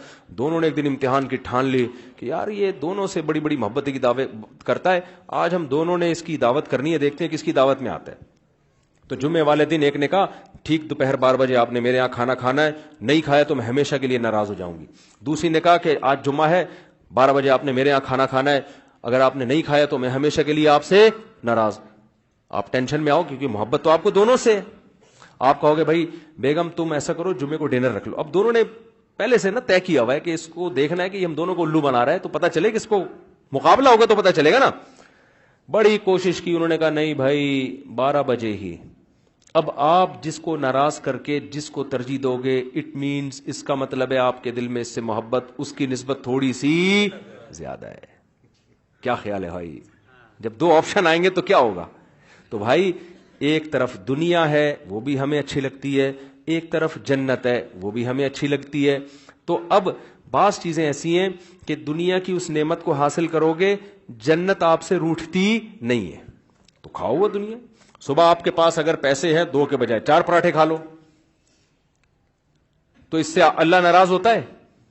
ابے کسی کے پراٹھوں سے اللہ ناراض ہوگا؟ نہاری مغز کھانے سے اللہ ناراض ہوگا؟ اللہ کہتے کھاؤ بھائی. قل ہی للذین آمنوا فی الحیات الدنیا، اصل میں تو میں نے مسلمانوں کے لیے پیدا کیے ہیں. یہ کافر تو اللہ کا نافرمان ہے، وہ بھی فائدہ اٹھا رہا ہے. یہ تو آزمائش ہے اللہ کی، یہ تو نعمت ہے. کھاؤ بھائی. اے اللہ یہ سواریاں لینڈ کروزر، اللہ کہتے ہیں بھائی اگر تیرے پاس پیسے ہیں تو لینڈ کروزر سے بھی اوپر کی چیز میں گھوم لے. کیوں؟ والخیل والبغال والحمیر لترکبوها وزینہ، ان سواریوں میں تمہارے لیے سواری بھی ہے اور زینت بھی ہے. یہ تو خود قرآن بیان کرتا ہے. جب گاڑی میں جائے گا تو زینت ہوگی کہ نہیں ہوگی؟ ہاں، تکبر نہیں کرنا، دوسرے کو گھٹیا اور حقیر مت سمجھنا، یہ تو زینت ہے. صحابی نے آئے عرض کیا یا رسول اللہ میں چاہتا ہوں میرا لباس اچھا ہو، میرے جوتے اچھے ہوں، اچھا لگوں میں. نبی نے فرمایا تھا نا کہ جس کے دل میں ذرا سا تکبر ہوا اللہ اس کو جہنم کی آگ میں ڈالے گا. صحابی نے عرض کیا یا رسول اللہ میں تو چاہتا ہوں میرے کپڑے اچھے ہوں، میرے جوتے اچھے ہوں، تو کیا مجھے بھی جہنم میں ڈالیں گے اللہ؟ آپ نے فرمایا نہیں نہیں، اللہ جمیل یحب الجمال، اللہ خود بھی جمیل ہے، جمال اور خوبصورتی کو پسند کرتا ہے. تکبر یہ ہے کہ دوسرے کو حقیر سمجھو اور حق بات کا انکار کر دو اپنے آپ کو بڑا سمجھنے کی وجہ سے. کوئی چھوٹا آپ کو بات سمجھا رہا ہے، بیوی سمجھا رہی ہے، کہہ رہا تو کون ہوتی مجھے سمجھانے والی، حالانکہ وہ بات صحیح کہہ رہی ہے. وہ تو یہ تکبر ہے کہ نہیں ہے؟ کوئی رکشے والا آپ کو کہتا ہے کہ بھائی آپ لینڈ کروزر میں آ رہے ہو، دیکھو یہ آپ غلط اوورٹیک کر رہے ہو، آپ ایسے تکبر سے، اب تیری اوقات کیا ہے، تو رکشہ چلا رہا ہے، تو ہمارے سمجھا رہا ہے. یہ کیا ہے؟ تکبر. آپ نے غریب کو حقیر سمجھنا شروع کر دیا، یہ حرام ہے. پیسہ رکھنا حرام نہیں ہے تو کھاؤ بھائی. یہ تو وہ جو نہیں کھا رہے وہ بیوقوف ہیں، نہ ادھر ملے گا نہ ادھر ملے گا ان کو، اس خوش فہمی میں رہیں گے نا. حلال کھاؤ حرام کی طرف، کیونکہ جب آپ حلال کھاتے ہو تو آخرت اس سے چھوٹتی نہیں ہے. آخرت ایک سوکن ہے دنیا کی، وہ اس سے ناراض نہیں ہوتی. کچھ کام ایسے ہیں کہ پھر ایک چیز آپشنل ہے، آخرت کی طرف جاتے ہو دنیا چھوٹتی ہے، دنیا کی طرف جاتے ہو آخرت چھوٹتی ہے. ایسے موقع دن میں کئی بار آئیں گے. کوئی لڑکی زنا کی دعوت دے رہی ہے، اب آپ اس دنیا کی خواہش پوری کرتے ہو، آخرت کیا ہو رہی ہے؟ چھوٹ رہی ہے. آگ ہے جس میں جلنا پڑے گا. یہاں آپ نے اپنی خواہش کو قربان کرنا ہے اور جنت کو ترجیح دینی ہے. دکان پہ رش ہے کسٹمر کا، ادھر اقامت ہو رہی ہے، حیا علی الصلاۃ حیا علی الصلاۃ قد قامت الصلاۃ، نماز کھڑی ہے. آپ کہہ رہے ہو یار اتنے کسٹمر ہیں یار، ابھی شٹر گرا کے گیا تو میرا تو کاروبار کا بیڑا غرق. نماز پڑھ کے آؤں گا تو مولوی صاحب پیسے دینے کے بجائے ہو سکتا ہے اور نل کا ٹوٹا ہوا اس کا چندہ نہ مانگ لیں، وہاں پہ کہیں گے اپنے ابا کے سالے ثواب کے لیے 2 پنکھے لگا دیں. اب یہاں دنیا اور آخرت میں کیا ہو رہا ہے؟ ٹکراؤ. تو قرآن کہتا ہے جو ایسے موقع پہ دنیا کو قربان کر کے آخرت کو ترجیح دے گا فَإِنَّ الْجَنَّةَ هِيَ الْمَأْوَى، ان لوگوں کا ٹھکانہ جنت ہے. دنیا چھڑواتے نہیں ہیں اللہ ہم سے. اگر ہم دنیا چھوڑ دیں پھر تو کافر اور زیادہ پاورفل ہو جائے گا نا، ہمیں تو غلام بنا لے گا. تو ہم نے تو بھائی ترقی بھی کرنی ہے، سائنس میں ٹیکنالوجی میں پڑھنا بھی ہے، بڑا آدمی بھی بننا ہے، رکشے بھی چلانے ہیں، ٹیکسیاں بھی چلانی ہے، کاروبار بھی کرنا ہے، سارے کام زندہ رکھنے ہیں، صحت بھی بنانی ہے، سارے کام کرنے ہیں. وہ کام نہیں کرنا جس سے ہم سے جنت چھوٹ جائے. سونا بھی ہے، فجر میں نہیں سونا، وہ اٹھنا ہے. پھر سمجھتے ہو کہ نہیں سمجھتے ہو؟ تو یہ ہے اگر اس طرز پہ زندگی گزاری تو میرے بھائی پھر آپ کو آخرت ملے گی. اور اللہ تعالی کی نظر میں جب آخرت اور دنیا کا ٹکراؤ ہوتا ہے تو اس ٹکراؤ میں اس دنیا کی 2 ٹکے کی حیثیت نہیں ہے. بیوقوف لوگ اس دنیا کو ترجیح دے کے آخرت کا نقصان. ایک آخری واقعہ سنا کے بیان ختم کرتا ہوں. جب موسیٰ علیہ السلام کا ہزاروں جادوگروں سے مقابلہ ہوا تو فرعون نے جادوگروں کو پیشکش کی ہوئی تھی تم یہ مقابلہ جیت جاؤ تو تمہیں دولت بھی بے تحاشا ملے گی اور عہدے بھی ملیں گے. فلاں جادوگر کو میں فلاں علاقے کا وزیر بنا دوں گا، فلاں کو میں فلاں علاقے کا گورنر بنا دوں گا. یہ وہی عیاشی کرنا. جادوگروں نے جب موسیٰ علیہ السلام سے مقابلہ کیا نا تو جادوگروں کو یقین آ گیا کہ یہ سچے پیغمبر ہیں. یہ کیا ہے؟ یہ اللہ کے سچے پیغمبر ہیں. لہذا جادوگر سارے سجدے میں گر گئے اور کہنے لگے آمنا برب ہارون و موسیٰ، ہم فرعون پر نہیں موسیٰ اور ہارون کے رب پر ایمان لے آئے. فرعون نے کیا کہا؟ یہ نورا کشتی تھی، تم دونوں پہلے سے ملے ہوئے تھے. اب فرعون نے دھمکیاں دی اگر تم ایمان سے پیچھے نہیں ہٹے تو میں تمہارے ہاتھ اور پاؤں کاٹ کے کھجور کے تنوں سے لٹکا دوں گا. لَأُصَلِّبَنَّكُمْ فِي جُذُوعِ النَّخْلِ، اور تمہیں پتہ چلے گا میرا عذاب کتنا سخت ہے. اب دیکھو تھوڑی دیر پہلے جادوگروں کو لالچ تھی، پیسہ بھی مل رہا ہے، حکومت بھی مل رہی ہے، لیکن جب جادوگروں کو یقین آ گیا کہ یہ موسیٰ تو اللہ کے پیغمبر ہیں، جیسے یقین آیا سردے میں گئے، اعلان کر دیا ہم مسلمان ہو گئے. اب پیسہ بھی نہیں مل رہا، حکومت بھی نہیں مل رہی، الٹا سب کچھ چھن رہا ہے. فرعون کہہ رہا ہے کہ ہاتھ اور پاؤں کاٹ کے بے دردی سے قتل کروں گا میں. تو جادوگروں نے جواب میں کیا کہا؟ جادوگر کہہ سکتے تھے کہ بھئی ہم سوچتے ہیں یار، آفر دونوں طرف سے آ رہی ہے. موسیٰ علیہ السلام کی طرف سے آفر یہ آ رہی ہے کہ تم نیک بن جاؤ گے، اللہ تمہارے گناہ کو معاف کر دے گا، اور ادھر سے آفر آ رہی ہے کہ کاٹ پیٹ کے برابر کر دے گا ہمیں. اور بھائی دنیا تو اب اگر فرعون کی بات مان لیتے ہیں، لینڈ کروزر بھی ہے، جاہو جلال بھی ہے، اور جناب ڈیفنس کے بنگلے بھی ہیں، اور بحریہ ٹاؤن پورا اس زمانے کا جو بھی ہوگا بحریہ ٹاؤن. جادوگروں کی کھوپڑی نے کام کیا، تھوڑی دیر میں ان کو وہ بات سمجھ میں آ گئی جو ہم 1 گھنٹہ کر کے اپنے آپ کو بھی اور آپ کو بھی سمجھانے کی کوشش کر رہا ہوں. میں تو یہ باتیں کر رہا ہوں اپنے لیے بھی، تاکہ مجھے بھی تو عقل آئے نا.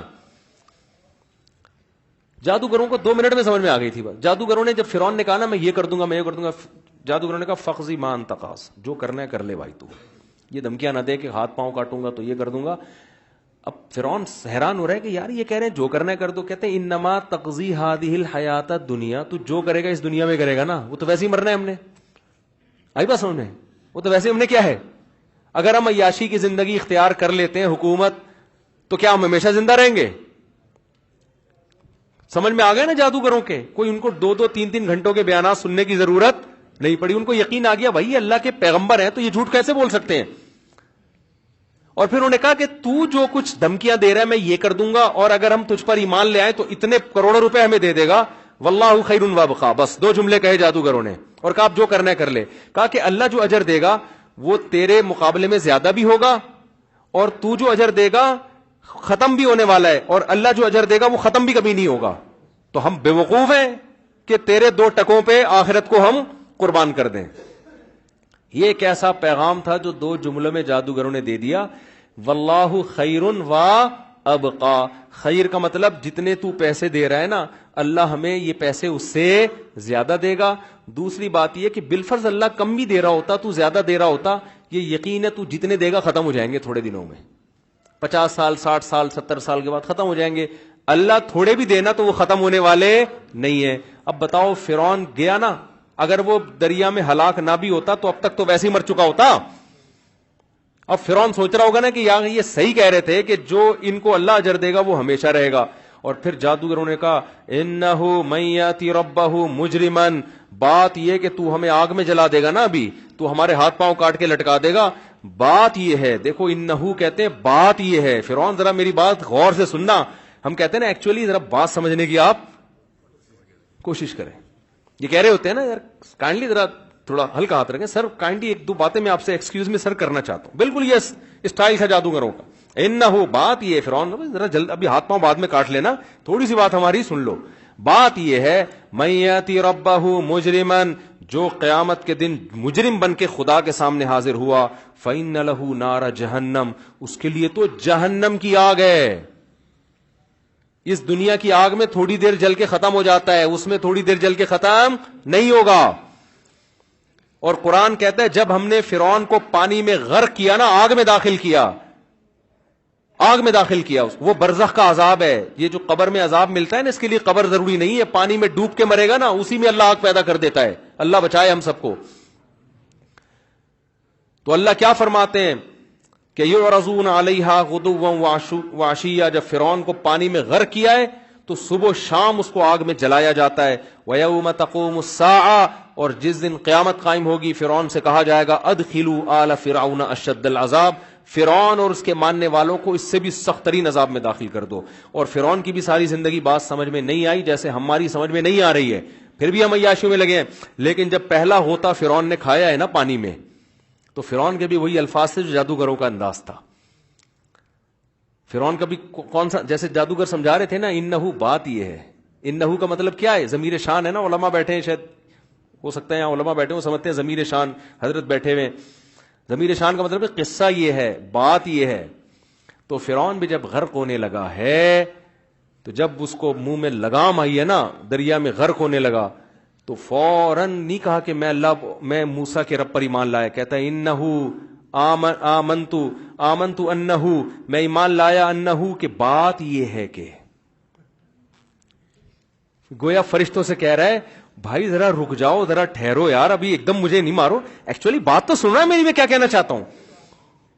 آمنتو انہو لا الہ الا الذی آمنت بہ بنو اسرائیل، کہ میں ایمان لایا میں کہتا ہوں کہ اس خدا کے سوا کوئی معبود نہیں ہے جس پر بنی اسرائیل ایمان لائے ہیں، جو میری غلام قوم ہے، لیکن اس کا رب صحیح ہے. تو وہاں بھی فرعون کو اتنی عقل آ گئی ہے، پہلے تو ایک دفعہ زندگی میں یہ نہیں کہا میں خدا پر ایمان لایا، اب جب مر رہا ہے تو فرشتوں کہہ رہے ہیں یار سمجھو تو صحیح میں کہنا کیا چاہ رہا ہوں، ایکچولی آپ جلدی کر رہے ہو یار، اتنی جلدی کیا پڑی بھی آپ لوگوں کو. تو اللہ جواب میں کیا کہیں گے، جلدی نہیں کی ہم نے، موسیٰ تیرے دربار میں پل کے بڑے ہوئے ہیں بھائی. پھر موسیٰ دوبارہ آئے، پھر تیرے دربار میں آ کے انہوں نے سمجھایا، میں نے موسیٰ سے کہا تھا نرم انداز میں بات کرنا، فرعون سے سختی میں بات مت کرنا، اتنا بڑا ظالم، ہزاروں بچوں کا قاتل. اللہ موسیٰ سے کہہ رہے قولا لہ قولا لینا، نرم انداز سے بات کرنا، ہمارا مقصد اس کو تانے دینا نہیں ہے. لعلہ یتذکر او یخشی، شاید اس کو نصیحت حاصل ہو جائے، جو ظلم کر رہا ہے اس سے شاید توبہ کر لے. اللہ کو تو پتا تھا کچھ نہیں کرے گا، لیکن اللہ موسیٰ کو یہ سمجھ بھائی ہو سکتا ہے، پوری کوشش کرنی ہے ہدایت کی. تو کتنا ٹائم دیا، پورا آپ واقعہ پڑھیں اگر قرآن میں، اتنا ٹائم دیا. ایک دفعہ بھی فرعون نے یہ نہیں کہا کہ بات یہ ہے کہ میں اللہ اس کے رسول پر ایمان لانے کی سوچ رہا ہوں، سوچنے کا بھی تذکرہ نہیں کیا. بلکہ جب فرعون کی اسمبلی میں اجلاس ہوتا اور مشورہ ہوتا کہ یہ موسیٰ کہیں سچے نبی تو نہیں ہے، ایسے بھی اجلاس ہوئے نا، بعض لوگوں نے کہا بھائی ہو سکتا ہے یہ سچے نبی ہوں. قال رجل مؤمن من آل فرعون یکتم ایمانہ اتقتلون رجلا ان یقول ربی اللہ. ایک شخص نے کہا بھائی ایک آدمی کہہ رہے اللہ کی دعوت دے رہا تم اس کو قتل کر رہے ہو، یار ایسا نہ ہو کہ وہ سچے مچی کا نبی ہو، عذاب نہ آ جائے. فرعون کیا کہتا ہے، ما اریکم الا ما ارى، دیکھو تم سب کے مشورے میں نے سن لیے، لیکن جو بات مجھے سمجھ میں آ رہی ہے نا وہ یہی آ رہی ہے کہ معاذ اللہ یہ فسادی ہے، یہ ملک میں فساد مچانا چاہتا ہے، اور میں تمہیں ہمیشہ صحیح بات کروں گا. وما ہدیکم الا الرشاد، بات میری ہمیشہ کیا ہوگی، گل ویلے دی تے پھل موسم دا. پنجاب میں کہتے ہیں گل ویلے دی، بات موقع کی کرو، پھل کون سا کھاؤ، موسم کا کھاؤ. تو فرعون نے کہا میں گل ہمیشہ کون سی کروں گا، ویلے دی کروں، کبھی میں نے غلط بات آج تک کی نہیں ہے. تو کوئی اثر ہی نہیں ہو رہا تھا نا اس پہ. جب ہوتا کھایا تو فرشتوں سے کیا کہہ رہے ہیں بھائی ذرا ایکچولی 2 منٹ ذرا کائنڈلی ایکچولی تھوڑی سی بات آپ سن لیں 2 منٹ. بات یہ کہ وہ جو اللہ ہے نا، اب تم کنفیوژن ہو کہ کون سے اللہ کی بات کر رہے ہیں، یہ جو بنی اسرائیل والا اور موسیٰ اور ہارون کا جو اللہ ہے نا وہی والا، بالکل 100% وہی والے اللہ پہ میں مان لے کر ہوں، کوئی اور اللہ نہیں ہے. پوری ایکسپلینیشن حاشیے چڑھا کے پورے شروحات لکھ رہے پوری بیٹھ کے. تو بھائی ہم تو فرعون کا واقعہ سن کے ہنستے ہیں، لیکن ایسا نہ ہو میرے اور آپ کے ساتھ بھی یہ ہو رہا ہو. کیا خیال ہے، ہم مر رہے ہوں، ہم کہہ رہے ہیں اللہ تھوڑی سی مہلت دے دے، فوراً چلے پہ نکلوں گا، سب سے پہلے میں انسان کا بچہ بنوں گا، فوراً 4 مہینے کی تشکیل کراؤں گا، اب تک تو میرے پاس ٹائم نہیں تھا، بزنس کاروبار سر کھجانے کی، اب مجھے کیا پتا تھا کہ میں واپس جا رہا ہوں، اب تو وہی یہ کیا ہو رہا ہے. بات یہ ہے کہ ٹھیک ہے ایکچولی بات یہ ہے. تو فرشتے کیا کہیں گے، ایکچولی بات یہ ہے کہ تجھے بڑی مہلت ملی تھی، بچپن میں تیرے کان میں اذان دی گئی، پھر تو بالغ ہوا، چاروں طرف سے حی علی الصلاۃ کی آوازیں آتی تھیں، تجھ پہ ذرہ برابر بھی اثر نہیں ہوا. پھر جناب علماء آئے، واعظین آئے، تبلیغ والے آئے، سب نے نصیحتیں کی، قرآن پڑھایا گیا، سمجھایا گیا، تو تجھ پر کوئی اثر نہیں ہوا. اب بات یہ ہے کہ فرشتے کہیں گے بات یہ ہے کہ اب تیرے لیے توبہ کے دروازے بند ہو گئے. اللہ مجھے بھی، میں جتنی باتیں کر رہا ہوں نا اپنے آپ کو پہلے سمجھا رہا ہوں، میں یہ کبھی دعویٰ نہیں کرتا کہ ہم سارے اس معیار پہ، ہم تو پیغمبر تھوڑی ہیں بھائی، ہم پیغمبر تھوڑی ہیں. ہم آج نا لوگ مولویوں کو پتہ نہیں کیا سمجھ رہے ہوتے ہیں، یہ بہت زیادہ نیک ہونے چاہیے. بھائی اس زمانے کے مولوی آپ جیسے ہی ہوں گے، سمجھ رہے ہو. وہ ایک دفعہ خلیفہ ہارون رشید جو ہے نا، وہ بہترین سواری پہ سفر کر رہا تھا، تو ایک شخص نے آ کے ہارون رشید کے گھوڑے کی لگام پکڑی اور بولا تو بتا عمر زیادہ اچھا تھا یا تو اچھا ہے. انہوں نے کہا عمر بن خطاب رضی اللہ عنہ تو امیر المومنین تھے، یقیناً وہ زیادہ اچھے تھے بھائی، ہم تو کچھ بھی نہیں ہے. انہوں نے کہا وہ تو پھٹے پرانے کپڑے پہنتے تھے اور گدھے کی سواری پہ، اور تو تیری حیثیت ان کے مقابلے میں کچھ بھی نہیں ہے، تو بھی بادشاہ وہ بھی بادشاہ تھے، ان کی حیثیت دیکھ، اور تو ایسے جاہو جلال کے ساتھ اتنے پروٹوکول کے ساتھ. تو ہارون رشید نے بولا بھائی عمر کی حکومت ابو ہریرہ جیسے لوگوں پہ تھی, میری جیسے تم جیسے الو کے پٹھوں پر ہے. معذرت کے ساتھ, یہ الو کے پٹھے تو میں اردو میں ترجمہ کر کے کہہ رہا ہوں. ایک عالم جب یہ واقعہ سناتے نا پوری گالی نکال کے, وہ تو میں نکال نہیں سکتا نا گالی, وہ کہتے میری حکومت تم جیسے ایسے لوگوں پر ہے. تو بھائی اتنا معیار اونچا کر لیتے ہیں, یہ مولوی ہے, یہ چائے کیوں پی رہا ہے, یہ ادھر کیوں بیٹھا ہوا ہے, یہ جناب ایسا تقوی کا معیار نہ بنا لیتے ہیں. بھائی اس زمانے کے مولوی نہیں اسی ٹائپ کے ہوں گے جیسے آپ ہو یار, کیا خیال ہے؟ تو انہوں نے کہا بھائی تم جیسے نالائق, تم پھر ہارون رشید نے کہا تم تو پہنتے ہو ریشمی لباس اور بڑی خاندانی سواریوں پہ گھومتے ہو اور بادشاہ سلامت گدھے پہ گھومے. تو کہا عمر بن خطاب کی حکومت ابو ہریرہ پر تھی, جتنے پیوند ابو عمر بن خطاب کے اس سے زیادہ پیوند ابو ہریرہ رضی اللہ عنہ کے جسم پہ ہوتے تھے. تو یہ تو میں صرف ایک سمجھانے کے لیے کہ بھائی ہم تو نالائق ہیں, ہم نہیں کہتے کہ ہم بہت نیک ہیں, ہم تو یہ سب باتیں کر رہے ہیں تاکہ اللہ ہمیں بھی توفیق دے, آپ کو بھی توفیق دے. ہم تو سیکھنے والے, تبلیغ والے کہتے ہیں نا ہم میں کوئی فنٹر ونٹر نہیں ہے, ہم سب کیا ہیں, تکرار کر رہے ہیں تاکہ اللہ مجھے بھی توبہ کی توفیق دے, آپ کو بھی توبہ کی توفیق دے, اور موت سے پہلے پہلے ہم سب انسان کے بچے بن جائیں. اور ایسا نہ ہو مرتے ہوئے فرشتوں کو سمجھا رہے ہو, ایکچولی بات یہ ہے کہ تھوڑا سا ٹائم آپ ہمیں دے دیں. تو فرشتے اس سے زیادہ انگلش بولیں گے ایکچولی تم ابھی تمہارے چترول لگنے والے ہیں. اللہ تعالیٰ سمجھنے کی عمل کی توفیق عطا فرمائے اور ہم سب کو برائیوں سے بچنے کی توفیق عطا فرمائے. اچھا بھائی, ایک شخص نے اپنی بیوی کو بیٹے اور بیٹی کے سامنے طلاق دے دی, اسلامی کتاب پر ہاتھ رکھ کر طلاق دے دی, تو کیا طلاق ہو جائے گی؟ ظاہر ہے بھائی, جب بیوی کو تائے کتاب پہ ہاتھ رکھے بغیر بھی دی ہو تو طلاق ہوتی ہے. اور خوب سمجھ لو 3 طلاقیں کسی نے بیوی کو دے دی تو بیوی حرام ہو جاتی ہے. اس بارے میں اہل حدیث سے فتویٰ لینا جائز نہیں ہے. اہل حدیث کا مسلک 3 طلاقوں کے بارے میں قرآن کے بھی خلاف, صحیح احادیث کے بھی خلاف, صحابہ کے اقوال کے بھی خلاف ہے. کوئی ایک واضح بے غبار روایت ہمیں ایسی نہیں ملتی ہے کہ جس میں ہے کہ رخصتی کے بعد کسی نے اکٹھی 3 طلاقیں دی ہوں تو اس کو ایک سمجھا گیا ہو, کوئی بھی نہیں ملتی. کوئی اہل حدیث اس بارے میں کچھ کنفیوژن پیدا کرتے ہو تو مجھ سے پوچھ لینا, کیونکہ آج کل لوگ 3 طلاقیں دے کے بیویوں کو رکھ رہے ہیں بیٹھ کے, تو زنا ہے وہ. اچھا بھائی, 9 فروری کو کراچی اجتماع سے, یہ کیا لکھا بھائی, 4 ماشاءاللہ ماشاءاللہ, تو اپنا بھی نام لکھواؤ یار, نکلو اللہ کے راستے میں نکلو بھائی. او بھائی یہ پھر وہ تم لوگ بات کرتے ہو, پھر میں جواب دوں گا, پھر وہاں سے جواب آئے گا, پھر میں جواب دوں گا, پھر تو تم چسکے لینا چاہتے ہو تم لوگ بیٹھ کے. چھوڑو یار, اور دنیا میں بڑے غم ہے نا, ان کو فوکس کرو یار. کیا خیال ہے؟ اس سے بہتر ہے آدمی 4 شادیاں کر لے, اس ٹاپک پر بات کرنے سے بہتر ہے. اور کوئی سوال ہے کسی کا؟ چلو اللہ تعالیٰ. جی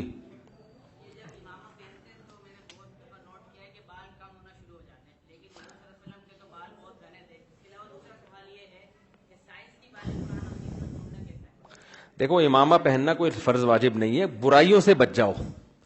پگڑی پہن کے الٹے کام کرنے سے بہتر ہے گنجے ہو کے آدمی برے کاموں سے بچ جائے. تو یہ تو علماء کا لباس ہے, پہن لو, اچھی بات ہے, علماء سے مشابہت ہو جائے گی, لیکن یہ ضروری نہیں ہے. اصل جو چیز ضروری ہے نماز ہے, برائی سے بچو, جھوٹ سے بچو. باقی لباس بھی پہن لو علماء والا تو زیادہ اچھی بات ہے, یہ کوئی ضروری نہیں ہے. باقی دوسرا سوال یہ ہے کہ قرآن میں سائنس تلاش کرنا کیسا ہے. دیکھو, قرآن اصولی طور پر سائنس کی کتاب ہے نہیں, ہر کتاب کا ایک ٹاپک ہوتا ہے نا. دیکھو, فزکس کی کتاب میں آپ میتھ تلاش کرنا شروع کر دو گے, حماقت ہوگی کہ نہیں ہوگی؟ بھائی فزکس جو ہے وہ میتھ کی کتاب تھوڑی ہے, اور یہ فزکس کے لیے عیب کی بات بھی نہیں ہے کہ اس میں میتھ نہیں ہے, کیونکہ بھائی وہ ٹاپک ہی نہیں ہے. قرآن کا جو اصل ٹاپک ہے وہ ہے انسان کو انسان بنانا, اخلاقیات سکھانا. یہ سائنس کا ٹاپک بولو نہیں. مثال کے طور پر قرآن کہتا ہے تمہارے لیے تمہاری ماں سے نکاح حرام ہے, بیٹی سے نکاح حرام ہے, بہن سے نکاح حرام ہے, بھانجی سے نکاح حرام ہے, بھتیجی سے نکاح حرام ہے, بہو سے نکاح حرام ہے. کیا یہ سائنس کا ٹاپک ہے؟ بولو نا. سائنسدان تو کہے گا بھائی اس میں وہ بھی یعنی کوئی فرق نہیں ہے اس میں. تو سائنس یہاں اندھی ہو جاتی ہے آ کے اخلاقیات میں. تو اس لیے ہمیں ضرورت پڑتی ہے مذہب کی. ہاں یہ بات ضرور ہے کہ کچھ باتیں قرآن میں ایسی ہیں جو سائنس کی باتیں ہیں لیکن وہ 1400 سال بعد جا کے صحیح ثابت ہو رہی ہیں. تو اگرچہ ٹاپک نہیں ہے قرآن کا, لیکن ایک معجزہ آپ کہہ سکتے ہو قرآن کا, کہ وہ ایسا معجزہ ہے کہ وہ آج صحیح ثابت ہوا ہے. حالانکہ اور دوسرا معجزہ یہ کہ اس زمانے میں بہت سارے سائنس کے الٹے نظریات لوگوں میں پھیلے ہوئے تھے, قرآن نے کسی ایک کانسیپٹ کو بھی لیا نہیں ہے ان میں سے. تو یہ جو بچ کے نکلا ہے نا قرآن, ایسے سائنسی نظریات جو غلط ثابت ہو گئے وہ قرآن میں آئے نہیں. یہ نہ آنا اس کی علامت ہے, یہ اللہ کا کلام ہے. کسی انسان کا ہوتا تو وہ سارے سائنسدانوں جو اس زمانے میں لمبے لمبے پھینکو تھے نا, وہ سارے ان کے نظریات لے لیتا قرآن. سمجھتا ہے کہ نہیں سمجھتا بچہ؟ اچھا بھائی, جس مطلب میں میرا ستارہ, کیا لکھا ہے یار یہ ذرا پڑھیں کیا لکھا ہوا ہے, اتنا ہلکا ہلکا لکھا ہوا ہے. اچھا, یہ کسی نے والد صاحب کی مغفرت کی دعا کی درخواست کے دل سے دعا ہے جی, اللہ تعالیٰ ان کی مغفرت فرمائے, ان کے درجات کو بلند فرمائے. بھائی یہ کہہ رہے ہیں میری شادی نہیں ہو رہی. بہت سے نوجوان ہیں جن کی نہیں ہو رہی, تو صبر کریں, روزے رکھیں اور اپنے آپ کو اس قابل بنائیں کہ لوگ خود آپ کو رشتے لا کے پیش کریں. جب آپ کسی قابل ہوتے ہو تو رشتہ مانگنے کی ضرورت نہیں پڑتی, رشتے آپ کے پیچھے پیچھے آ رہے ہوتے ہیں. رشتے دار کہہ رہے ہوتے ہیں یار یہ ہمارا خاندان کا, یہ لڑکیوں کے والد بول رہے ہوتے ہیں یار ہمارے خاندان میں یہ بچہ بڑا کام کا ہے یار, اپنی بیٹی اس کو دوں گا میں. اور اگر آپ گٹکوں میں لگے رہے اور پھر جناب آپ کی حرکتیں ٹھیک نہیں ہوئی تو پھر کون دے گا یار, سمجھتے ہو؟ تو کچھ انسان کے بچے بن جاؤ, مل جائے گا انشاءاللہ. جی دوسری شادی نہیں ہو رہی, کیوں بھائی؟ یہ کیا کریں گے پھر؟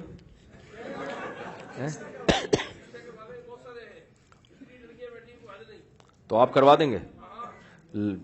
نام لکھواؤ بھائی, سب لوگ نام لکھوائیں.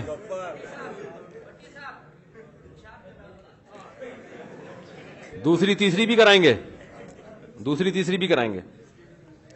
کیوں دوسری نہیں کرا رہے؟ جی بھائی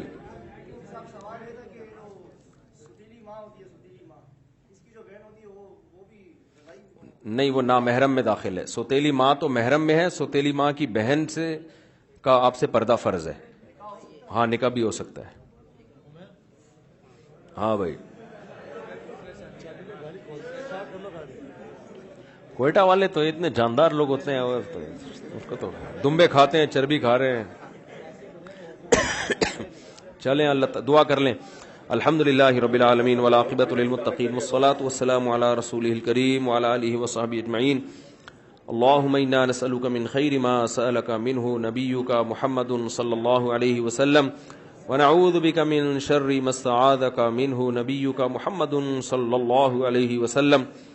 انت المستعان وعلیک البلاغ ولا حول ولا قوة الا باللہ.